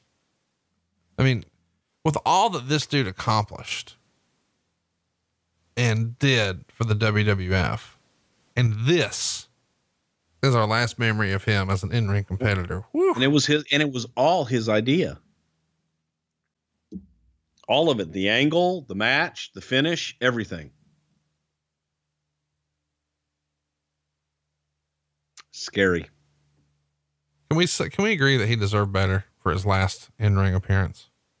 Well, sure, but no one knew it was going to be his last in-ring appearance, and it was also a time of Vince wanting to give him what he wanted and allow him that opportunity. It's, you know, we wanted Randy to come and work behind the scenes and come up with things creatively. So, okay, Randy, you have this idea, you have this, and the biggest stage. Let's see it. Let's do it. I know you've complained, you know, last January when you went back to Monday Night Raw and did the 25th anniversary about how much, you know, God, we did 19, not auditions, walkthroughs, you know, just over and over and over, just practicing. But when you see him try to tie Crush up and he can't, and he just falls to the bottom, that is exhibit A of why you guys should continue to do the walkthroughs. Is it not? Absolutely. And we did do a walkthrough with it. That's the crazy thing about it. We did a walkthrough with this. That's why it's so fucking crazy. It was terrible. It just, all of it was terrible. Snake bit is the word. There you go. Next shits is the word too. There you go. There you go. All right. Let's talk about something else here on the show that just feels a little out of place. Alundra Blaze and Leilani Kai are going to have a match. Alundra is going to retain her WWF women's title, winning with a German suplex in 3 minutes and 23 seconds. Meltzer would write, they didn't have a chance. They exploded fireworks for Blaze's ring entrance to try and get over that she's something special and that women's matches are important, but nobody is buying it yet. The two did all they could given the amount of time they had, but had the most negative heat, and in the building, people treated it as if it was intermission. It's going to be a very long and very difficult process in getting this division over. Star and 3/4. I know that Leilani Kai worked the first WrestleMania against Wendy Richter. I'm guessing that's why she's in the spot, but man, they probably could have picked somebody else here for Alundra Blaze. Alundra's working hard, but, the crowd ain't buying it. This is the epitome of ahead of their time, is it not? Yeah, it wasn't a plethora of young female talent to choose from either here. Leilani was picked for 2 reasons. One, that it was nostalgia, that Leilani competed in the first WrestleMania, and 2, Alundra felt that she could have a decent match with her. So we wanted Alundra to look good, get a victory, and it was a novelty match. It was a novelty to have Leilani back 10 years later competing for the women's championship again. And that's one of those, well, there you go. It was what it was. You know, the women's title's only been back a few months at this point. No discussion to put Luna in that spot. I know Bull Nakano's not here yet. She's going to come in a little later. Does feel like he could have brought somebody else in though. How much of that match being dead do you think is because it's Leilani Kai, and how much is it just because it's women and the crowd's not ready for it yet? I think it's people are going, fuck, that Savage Crush match is finally over. And now I'm looking at Leilani Kai. Didn't I look at her 10 years ago? It's all the above. And, you know, again, there wasn't a lot of women wrestlers to choose from at that point. They weren't, there just weren't a lot out there. And the nostalgia aspect of it and everything else just kind of worked and was what it was. Men on a Mission are out next, and they beat the Quebecers by countout. So the Quebecers retain the tag title in 7 minutes and 45 seconds. Meltzer would write, given their participants, and I'm speaking of Men on a Mission, the match didn't have much of a chance of being good. Guess what? It wasn't. Although there were a few good moves thrown in. Pierre was backdropped over the top rope by Jacques into almost a backwards tope onto Mo. Mo pulled off a somersault body block in the ring. And the Quebecers did a double team suplex on Mabel, which got a crowd pop because they teased not being able to do it. Although that's traditionally a babyface spot. MOM did their finisher on Pierre while Oscar stopped Johnny Polo from interfering. Mo clotheslined Pierre over the top rope and Mabel splashed him on the floor and he was counted out. The finish was really weak. 1.25 stars. Yeah. This match is, it's interesting, I guess, because PCO has made a resurgence in the last couple of years and making a name for himself once again with a totally new gimmick now with Ring of Honor.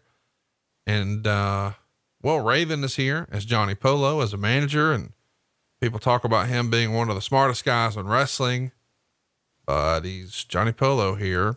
What'd you think watching this back for the first time in a long time? I just had flashbacks and going back through the entire card, and Bret and Owen went long. Randy and Crush went long.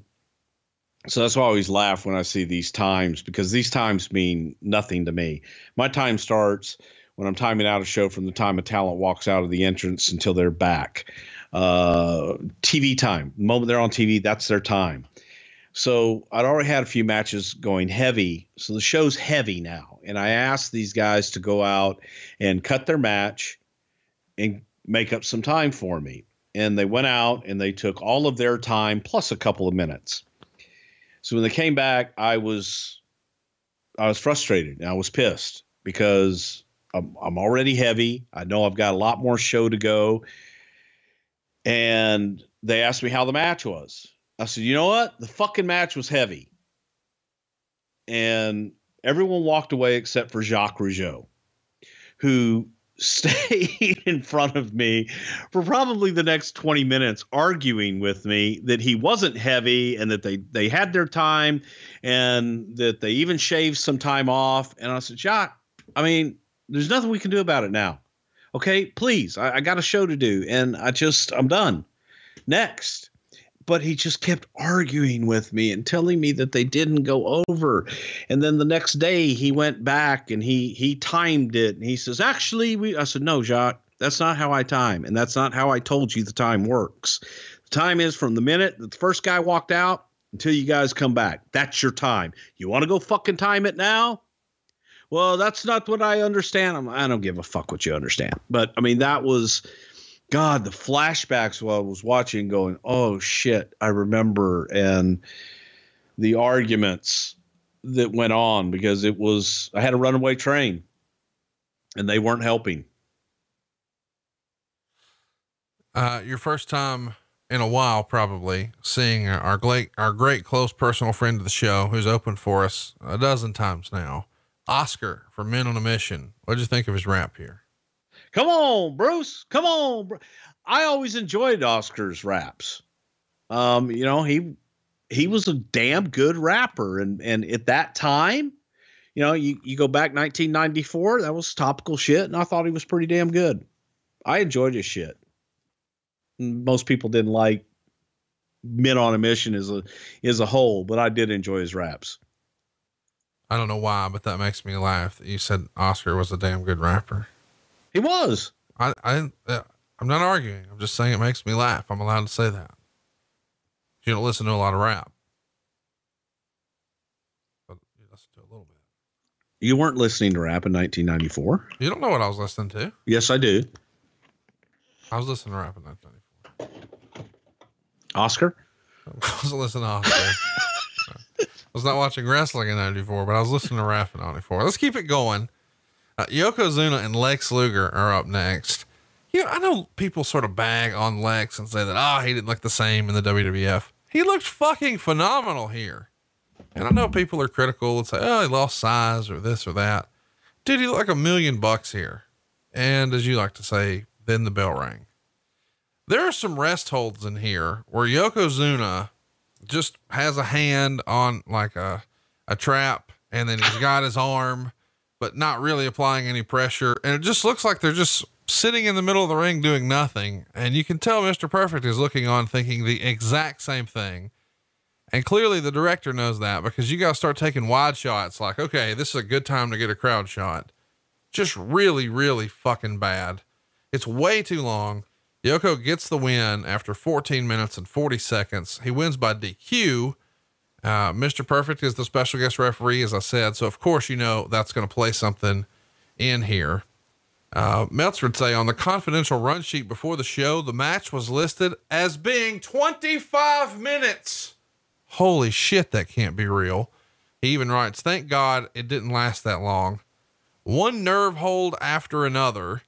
And he's guessing here that Yoko's probably 580 pounds. And he calls this match Nerve Hold a Mania. Of course, the match happens to come to an end when Mr. Perfect is not calling the fall and keeps checking on Mr. Fuji. Finally, Luger is fed up with that, grabs Mr. Perfect to count the fall, and that causes the DQ. They do a little post-match argument backstage, but it's a total screw job that lets Lex Luger stay strong in the booking, I guess. The crowd wasn't having it though. They were chanting boring throughout the match. And then at the end of the match, chanting bullshit. It gets half a star. Not the best showing from Luger and Yokozuna. What'd you think? Well, I'd love to tell you what I think, but I fell asleep. Jesus Christ. To think that was presented that was a feature match. It was like a WWE championship match. Fucking horrible. And, shit that couldn't break an egg and just laying there and doing nothing. Vince still wanted to keep Lex in the hunt, still wanted people to have faith in Lex, which is why we did the Scrooge finish and bring Perfect back and do something with Lex and Perfect, feeling that Perfect could get the most out of Lex. It takes two to tango, and Yoko was heavy here, but Lex, there's ways to work around that. There's ways to make that exciting if you know what the hell you're doing. But I think that the guys were just kind of getting through it and thankful that it was over. Kind of sad to watch it in some ways, because you're watching Yokozuna going, man, I remember when Rodney was 315 pounds and moving like a 150 pounder. And then you watch this and go, ew, little difficult to watch. I'll tell you, I was still impressed with, like, Yoko took a bump from the inside of the ring to the out. That was pretty impressive, especially at that weight. Yeah, it is some of the moves, but again, you take that and you look at the overall time involved in it, and one bump isn't going to save that. So yes, he did some impressive shit, but he needs to have an opponent that can work all around his shortcomings and make it look like, give me the illusion of movement with guys bouncing all around him. And then when Yoko does something, it's sudden, it's impactful, and you feel it.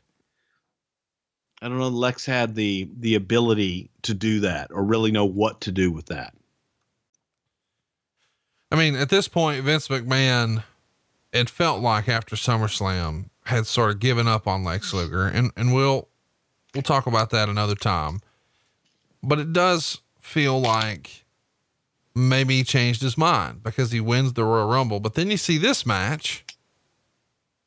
Not good. And I guess we should address the rumor and innuendo. We did in our Lex Luger episode. There's been tons of rumors over the years that the finish is supposed to be Lex winning the world title.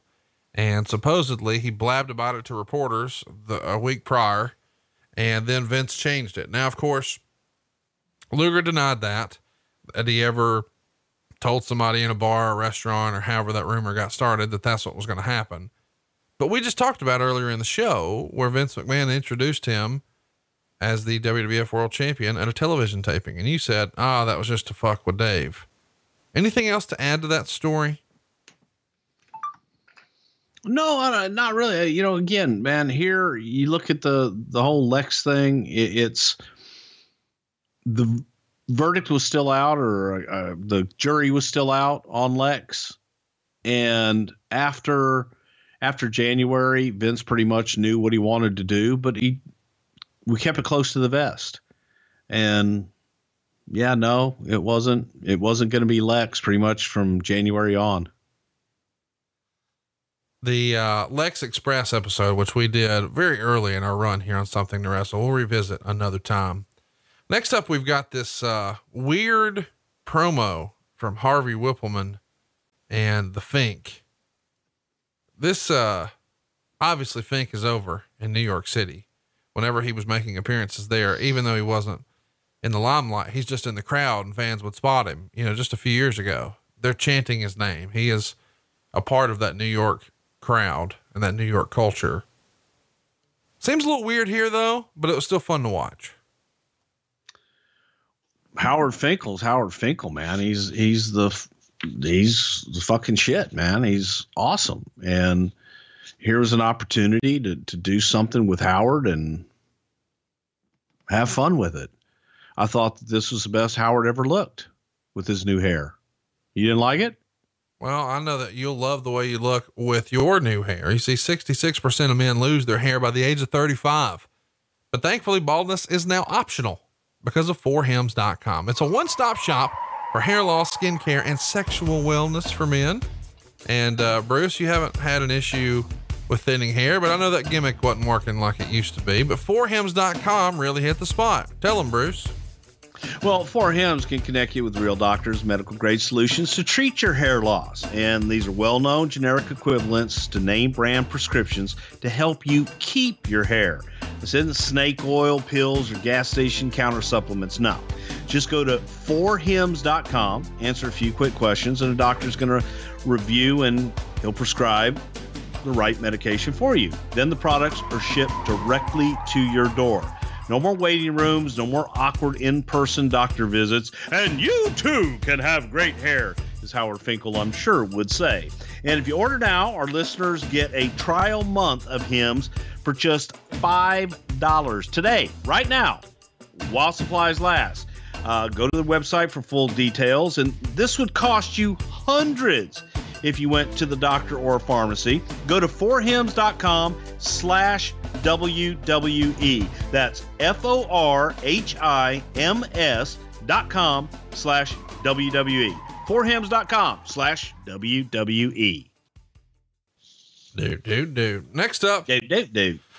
Adam Bomb runs in to try to rough up Fink. An Earthquake ain't having it, man. He comes out and gets the win in 35 seconds, which is, I don't know, man, pretty random and thrown together. I'm sure they were glad to be on the show, but I kind of forgot when this started that Adam Bomb was even on this pay-per-view. I think most people did. Adam Bomb probably thinks that he wasn't on the show, but nice little just high spot for Harvey and Howard and Bomb and Quake and get everybody on the show and get it going. Plus Cy Sperling got a nice little plug. Yeah. You talk about organic ads. My goodness. All right. So let's talk about the next match. It's probably one of the most famous matches in WWF history, certainly near the top of the list for the best WrestleMania matches of all time. And there's two matches like that on this show. Of course, we opened with Bret and Owen, and now we're here for the one everybody talks about, the first ladder match of real prominence that anyone remembers. Now, of course, there were lots that were on, house shows and smaller spot shows, and even one on a Coliseum release years before. But at a WrestleMania and a big stage like this, what a story this is. Razor Ramon and Shawn Michaels. Shawn, of course, going home with the belt, not dropping it. They create a new title. Razor earns that one. And now when Shawn comes back, he's got a natural cause to have a feud with Razor Ramon because there's two Intercontinental Champions. Who is the real Intercontinental Champion? Well, we'll decide tonight when we hang two Intercontinental titles from the ceiling, and we're going to let these guys battle it out with a ladder. The match is phenomenal. We've talked about it before on a Razor Ramon episode. It got 5 stars in the Observer, and it really paved the way for a lot of what would become normal in the years to come. And Meltzer even called that. He says, watch how ladder matches now become the hottest gimmick on the indie scene, because this is going to be something people talk about for a long time. In the Observer write-up, Meltzer even says, if you haven't seen this match, make sure you do, as it'll be remembered for many years. And here we are, the 25-year anniversary, and people are still talking about it. These guys go 18 minutes and 47 seconds. Just a phenomenal moment in wrestling history. Tell us how it came to be, what you remember about the way they put the match together, because it is pretty innovative, especially at the time, and what the reaction was backstage as it's going on. Well, as far as you had a natural, Shawn had left with the championship and we never lost it. So we moved on. Razor became the champion. And when Shawn came back, Pat and I were like, well, wait a minute. He never lost the title. So why not come back and make claim to the championship? Just say, hey, I decided to take off or whatever. And lay claim to the championship. Say Razor's an imposter. He didn't beat him for the title, so on and so forth. And that's how we got to put the two championships in the middle of the ring, and whoever gets them, you're the rightful Intercontinental Champion. Well, through the year, I guess, if you will, Bret had come and exposed the ladder match and brought the idea to Pat about a match that they had in Calgary, and it was with a ladder, and you hang the belt or the prize, whatever it is, in the middle of the ring, use the ladder to climb up. But he says, but you use the ladder for all these spots in the middle, in the match. You can put it in the corner. You can hit people with it. You can do all this shit.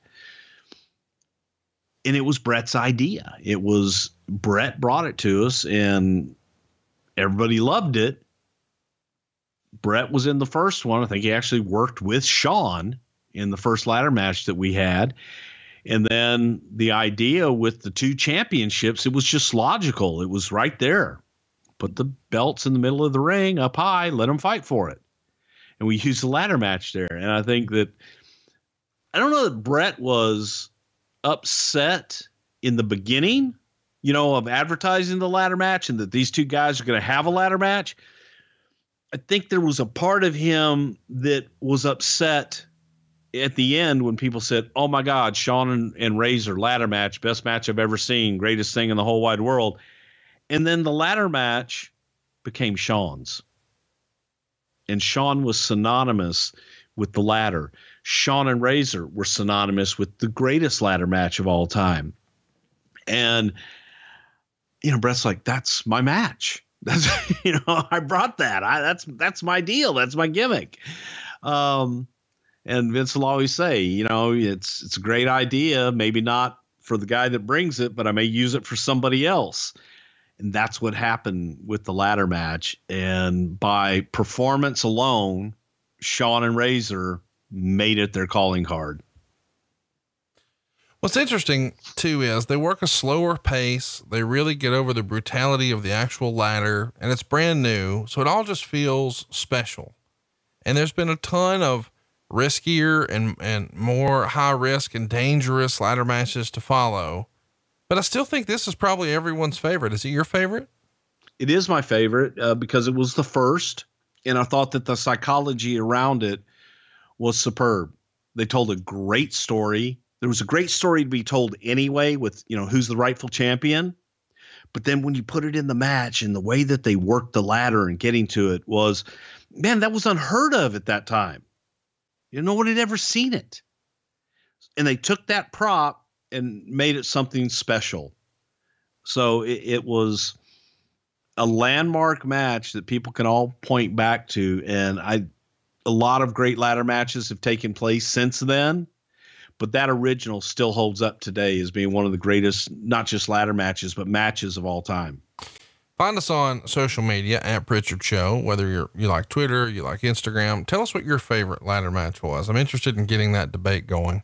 I do want to mention one other little thing here, because there's been a lot of heat from, one side or the other over the years. I think Ric Flair has gone on record as saying this match is famous because Shawn Michaels wrestled a ladder, sort of downplaying Razor's contribution to the match. And Bret Hart, I believe, has even written that he was the one who brought the ladder match to the WWE, and he resents Shawn for being the one to bring it to pay-per-view. How would you respond to either one of those criticisms?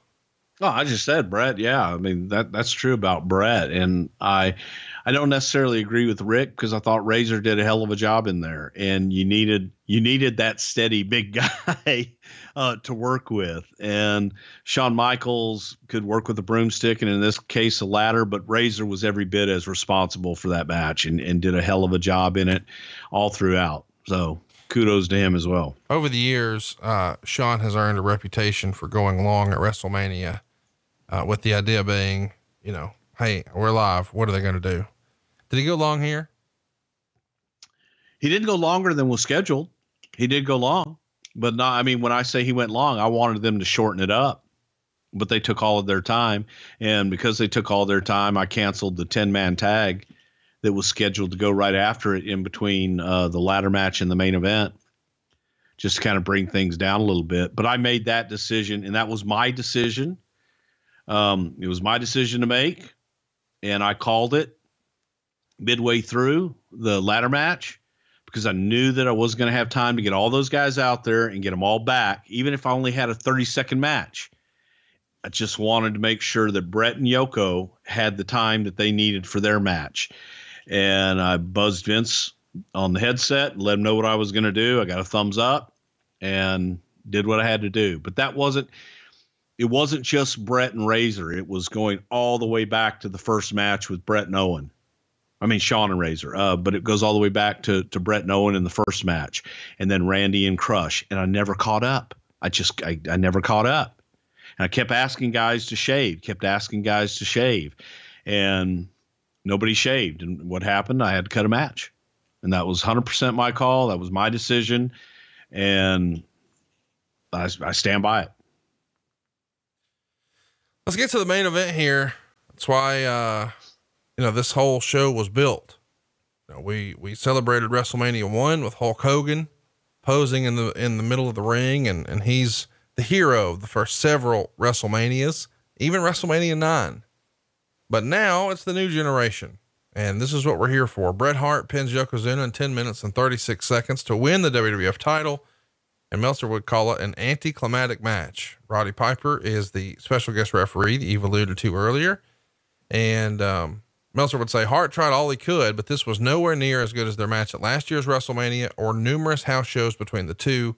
At one point, Piper decked Cornette, several near falls that get good pops, but the finish was weak, with Yokozuna setting up Hart for the banzai, but slipping and losing his balance and getting pinned as a result.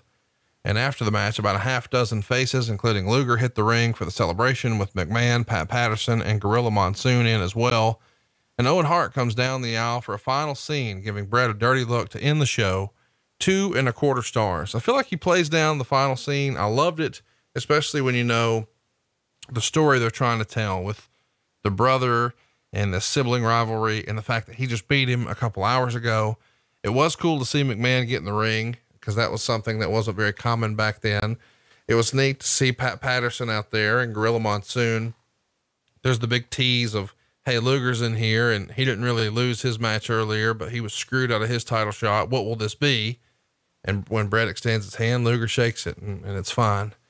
The finish though, I didn't hate it. But it doesn't feel like, you know, they've positioned Bret Hart to be this monster slayer. Instead, he just takes advantage of Yokozuna almost beating himself. And it feels like that happened in both title matches. Lex Luger didn't really lose. He pushed a referee who wasn't maybe calling it straight down the middle and lost by DQ. And now Bret Hart didn't really beat Yokozuna. Yokozuna kind of beat himself because he himself tripped and fell. Was the booking done here to protect everybody? Maybe a mistake in hindsight and took something away from what could have been Bret's big moment, in your opinion? No, because I think that, you know, Bret pinned Yoko. He beat him and he pinned him, whether Yoko tripped or what have you. Bret still pinned him and he won the championship, and it wasn't a screw or anything funky like that. Did he make him submit to the sharpshooter? No, because we had to keep Yoko good, and we wanted to keep Yoko good for Undertaker in the summer. But, you know, you go back and watch it. Yoko was gassed. I mean, oh my God, he was, it was like he was out of breath walking to the ring and just out of shape. And it was again, that part of it, watching Yoko lumber around the ring was a little difficult to watch at times. Bret did a lot better job than Lex did with him, because Bret worked around it and made everything as best he could. But it was a short match meant to get the championship on Bret Hart, and to get to our story with Bret and Owen, kind of forget about Yoko for a little bit. You got to your story with Perfect and Luger earlier, and now Yoko's going to kind of go off, and now Undertaker comes back later on, and you have your series of matches there. So we're trying to serve an awful lot of masters. However, I will say which is something that we don't do and we didn't do then. I loved the shot of Owen on the end, because it foreshadowed what was to come, and it reminded you of what took place, you know, several hours earlier. I beat you, Bret. I'm the fucking guy. I beat the champion, and I'll do it again. To me, I loved it. And it just kind of put a nice little bow on the end of the show. It was a fun finish. You know, all the guys put Bret on their shoulders. You see the Macho Man jump up on the ropes and point to him.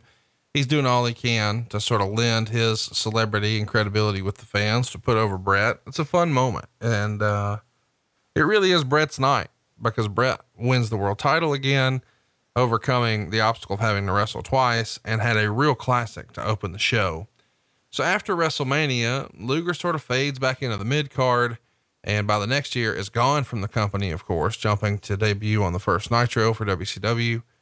Do you feel like maybe there was a missed opportunity here? I mean, should Lex have tried to turn heel at the end of the night, feeling like he was screwed? Or were you guys even considering that at this point? In order for him to turn heel and mean anything as a heel at this point, he would have had to have meant a lot more as a babyface. Not only had we lost confidence in Lex, the audience had lost confidence in Lex, and I don't think that they would have cared. It was an experiment with Lex, and tried everything that we could, and for various reasons just didn't work. So I skipped over the fact that Diesel was here with Shawn Michaels before being ordered to the back. At this point, did you guys already have really high hopes for Diesel moving forward, or was he too green and just trying to feel it out? Oh God, he was still considered green, but boy, you could see those wheels spinning with Vince, that big bastard. And, just looking at him and going, one day we're going to get to that point where he's going to mean money and he's going to be something big. So yeah, the wheels were always spinning with Vince because he's big, mean, nasty looking son of a bitch. When all the dust was settled and the night's over, how does Vince feel at the end of the night? I mean, not what the face he puts on for everybody else, but you're on the inner circle. It's the first WrestleMania sans Hulk Hogan. Did it feel like something was missing? Something was different?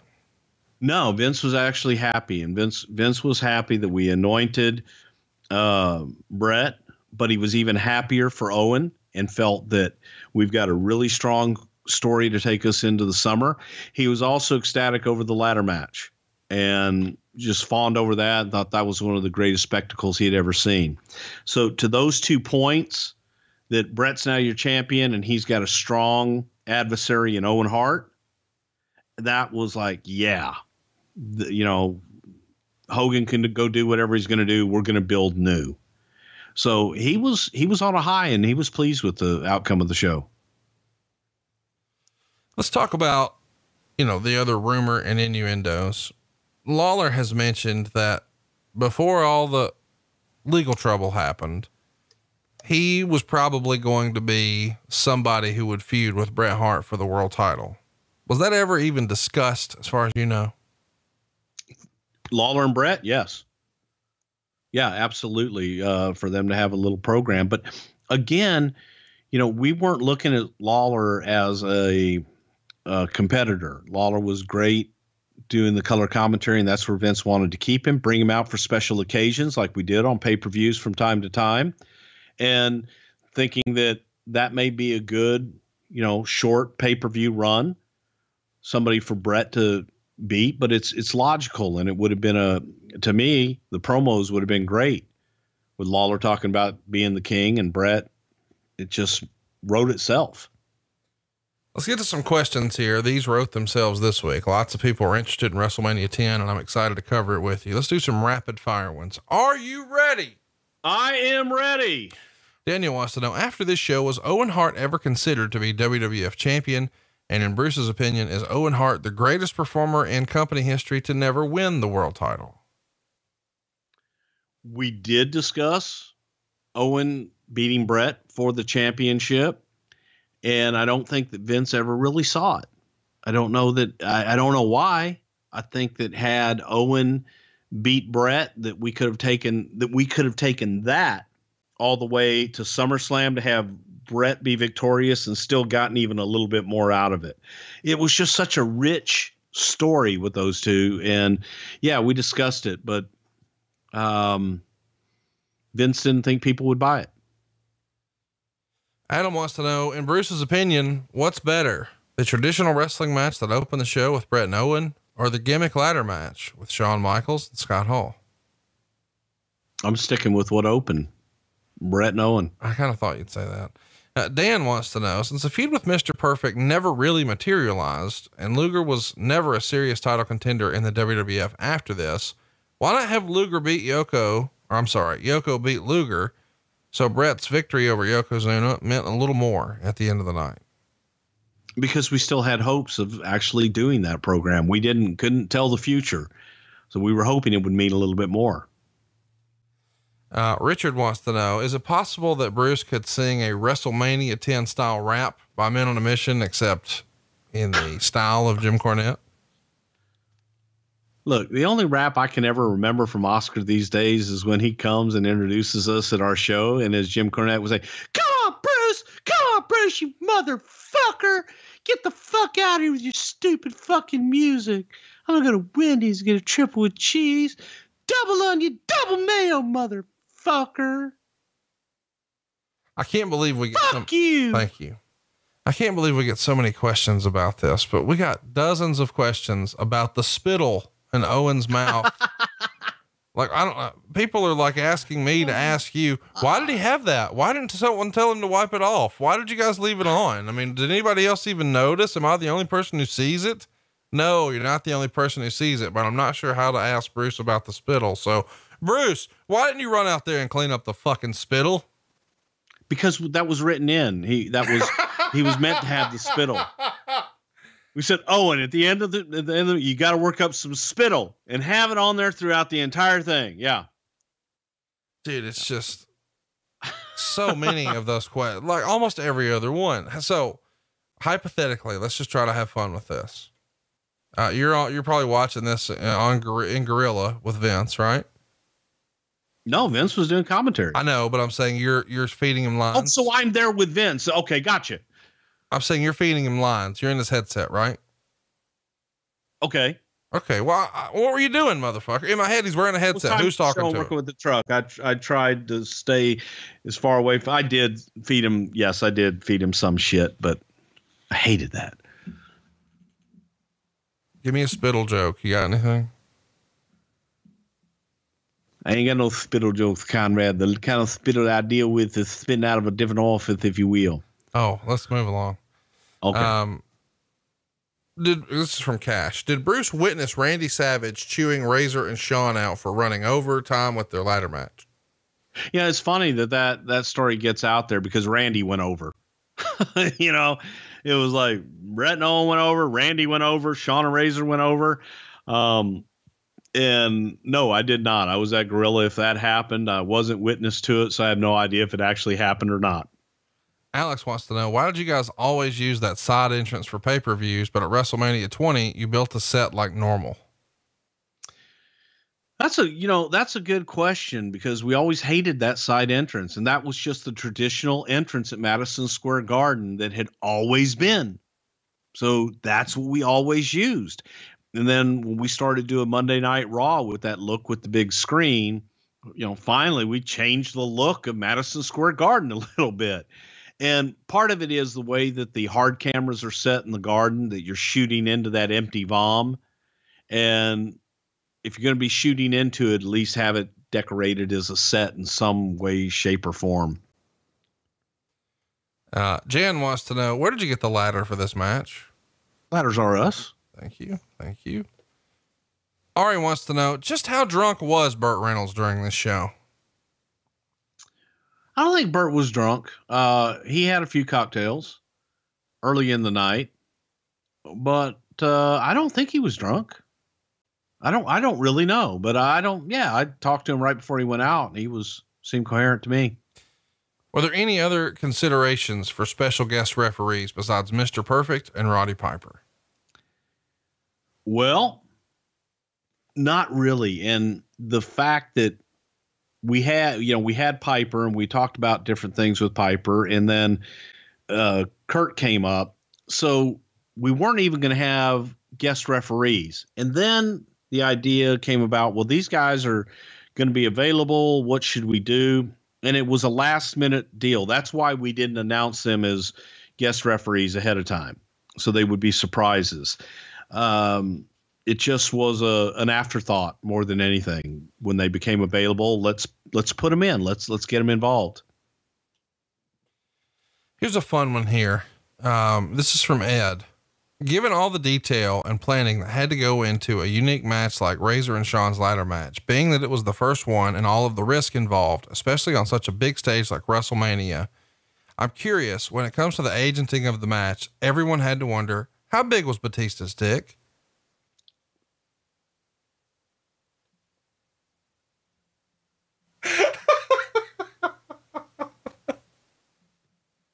Come on, Bruce. I'm going to do my best Oscar. Come on, Bruce. Come on, Bruce. Listen, you're back working with him every Monday. Do you think you could just go find out for us? We could just put this to bed if you just play ball. I don't care, nor will I ever care about the size of anyone's penis. But the fans do. Do you not care about the fans? You know what? Then they need to go somewhere else to get that information other than here. Well, because I will never provide that information, even if I had that information. Well, hang on now. I mean, you've told us before that one member of the broadcast team's nickname was Whale Rope. So, I mean, what's the big deal? Well, that's because he told me that. That was an affectionate name. Okay. Well, you can come up with an affectionate name too, Let's move along. Hulk Hogan, at any point, as you guys get closer and closer to the show, just knowing the nature of the relationship, Does Vince ever say, what if? I mean, for some sort of special celebrity role, some special guest timekeeper, an introduction, a referee, a cameo, anything at all to the best of your recollection? The answer is no, because he wanted it to be Bret's night. But there's a part of me that believes that there's a part of Vince that really wishes that Hulk would have been there for the 10th anniversary and been a part of it. I think everybody does. Yeah. Anonymous listener wants to know, was Cy Sperling considered a celebrity, and when do you think he'll wind up in the WWE Hall of Fame? Oh God, I hope next year. Maybe this year. Have they announced a celebrity yet? Man, Cy Sperling was on everybody's television every fucking day, damn near every other commercial break. He was a huge celebrity. Huge. Let me ask you this. This has been something that's been talked about a few times, and I just find it so hard to believe. Joel Kidder wants to know, was there a backup plan in case the ladder broke? Yes. What was it? Ladder under the ring. Really? Because it's been written that that was the only ladder. Okay. But they didn't have another one, but you guys did have another one. Yeah. Okay. This is from Brandon. What'd you think of the black and gold ropes and the gold guardrail? I love the concept of the black and Gold ropes. However, I didn't think it looked good on TV. In hindsight, I love the idea when we were talking about it and visualizing it in the beginning. It's cool. It matches the colors of the promotion, but I didn't care for it. Lots of questions about, well, first of all, I do want to say I love the black and gold ropes. I know we're different on that, but it was the first thing that I commented on when I watched it this week, that how much I enjoyed it. Jerome wants to know if, in your opinion, the wardrobe malfunction with Shawn Michaels was planned or not. What wardrobe malfunction? Shawn had his trunks pulled down while he's climbing the ladder. His bare ass is exposed and he jumps off, does an elbow and keeps it going. A lot of fans think, oh, that was his little tribute to Ric Flair. Others say, nah, they wouldn't have called that. And Vince certainly wouldn't have allowed it. Don't know that anybody knew it ahead of time. That's probably just something happened in the match. They did. Mr. Williams wants to know, why do you, like, if you had to go back and pinpoint the reason for the buy rate being down from WrestleMania 9, your main event of 9, Bret Hart, Yokozuna, of course, the last match here, the world title match, Bret Hart, Yokozuna. What would you attribute that to? The buys going down? Nobody wanted to watch it. That's the reason. It was a rebuilding process. Sometimes, we often say you got to take 3 steps back to take 2 forward. And we understood that going in. This was a rebuilding time and not everybody was into it at the time. So we had to start a new foundation, build a new foundation. Mr. Williams also wants to know, this is Cornette's first WrestleMania, right? What was he thinking or feeling? Fuck these Yankee motherfuckers. Goddamn, I got to park against the goddamn street. And then motherfuckers come in, they want to fucking touch you. Don't touch me or go through any of my shit, motherfucker. Seriously. Fuck you. I know that Cornette is more of a Southern wrestling type of guy, and this is probably not his cup of tea, but the biggest show, I mean, it is the biggest show. We can't argue that. It is a big brand. It's a thing unto itself. It's at Madison Square Garden. He had to be digging that. I mean, he pulled out special ring attire. I can't wait to hear what you thought of his outfit this night, but he had to be excited about this, right? I gotta believe that Corny was excited about it. Yes. But I'm sure that his frustration with the New York audience and just New York in general probably outweighed it all. Why the fuck can't they have it in Kentucky, motherfucker? Louisville Gardens would be a great place for WrestleMania. What'd you think of the outfit? Motherfucker. I thought it was great. It's typical Cornette. Corny used to do the Superdome shows and the big, anything special. You'd always break out. And that's what I love about Jim Cornette. And he dresses the occasion. After this match, do you think, this comes to us from Jason, do you think after this match, Vince started to see Owen as a top guy? Definitely. I mean, we built the entire summer around him and the SummerSlam pay-per-view around it. So yeah. Lots of questions about how Luger was to deal with after this show, because a lot of people assume that he probably thought this was going his way, especially given the rumors that we've heard over the years. Any sort of pushback, is he a little more difficult to deal with, or business as usual for you guys and Lex? Well, it was business as usual, which was kind of indifferent with Lex. And yeah, it really and truly was no different. I think that there was a time that Lex really thought that he was going to be the guy. And when it got taken away at SummerSlam because he just didn't connect, I don't know that he went above and beyond to try and do something different. And it just kind of remained the same for the most part. Let's talk about working two matches. I think from the outside looking in, you would say working a match and then getting a break and working it again later, maybe that is good. It gives you a chance to sort of catch your breath and hit the reset button. But I know some wrestlers would say, well, no, that actually causes you to stiffen up a little bit. Once you're warm and loosened up, it's easier to just keep going. But with a guy like the size of Yokozuna, he probably does need a break. Talk to me about the positioning on the show as far as where the matches were. If anybody needs a breather, shouldn't it have been Yokozuna and Lex Luger to start the show? Well, it wasn't like Lex and Yoko had a match that was as physically exerting as a ladder match or anything like that. So no, their match was meant to be kept short and not wear Yoko out, but with the shape that Yoko was in, obviously it did. And again, that's hindsight. I mean, that's hindsight being 2020 and not realizing that, okay, well, shit, I don't know, having him on first or second would have made a difference at that stage of his career, because when he went out for the first match, he was, not in the best of shape and sucking wind. So I don't know that would have made a difference one way or the other at all. Tons of questions about the Undertaker, because it does feel a little bit like after you guys murdered him and he went to heaven at Royal Rumble, that he would come. He was put in a casket and ascended. Okay. That he would have been brought back to avenge his murder at WrestleMania against Yokozuna. And maybe at that point, the world title would be between Bret and Lex Luger. Was that ever discussed? Was there ever any preliminary plan for how the Undertaker would come back or what he might do at WrestleMania before he takes the time off? No, because the whole idea was to bring him back after WrestleMania, put the spotlight on Bret. This was about putting the spotlight on Bret Hart and the new WWE champion. So if you had brought Undertaker back, that spotlight would have been split and would have been shared. So you wait and bring Undertaker back. And the idea was for Undertaker to avenge Yokozuna later on, not there, because that's what people would have wanted to see. They would have wanted to see Undertaker avenge the guy that put him in the casket. And that takes away from Bret's night.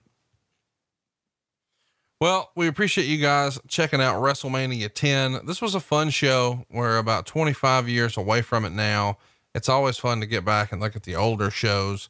We're going to keep the hits going. We're going to bring you another WrestleMania this WrestleMania season when we cover one of our most requested shows of all time, WrestleMania 17. We've also got some King Kong Bundy, some Michael P.S. Hayes, some Stone Cold Steve Austin from 98 and 99 coming your way. Stay tuned to us right there on social media if you want to keep up with everything we've got going on. It's at Prichard Show on Twitter or Instagram. He is at Bruce Prichard. I am at Hey, it's Conrad. And we are going to be coming your way the Monday night after WrestleMania. Tickets are on sale right now. You'll have Bruce Prichard, you'll have JR and myself all on the same stage, probably for the last time, just a few steps from Barclays Center. And tickets are on sale now at brucepritchard.com. And you're going to be heading off to Australia. By the time most of you are listening to this, he's already made stop number 1. The tour will continue. I don't know when Bruce will have time to get to Australia again, so snatch those tickets up at brucepritchard.com. And if you're in Chicago tonight, come check out Eric Bischoff, Tony Schiavone, and myself at C2E2. It's the South Building of the McCormick Place right there in Chicago. Tickets are only $39, and they've never done a joint show like this. It's What Happened When and 83 Weeks together, and tickets are on sale now at 83WHW.com. Until next week, he's Bruce Prichard. I'm Conrad Thompson, and we're out of time. Shaka Khan.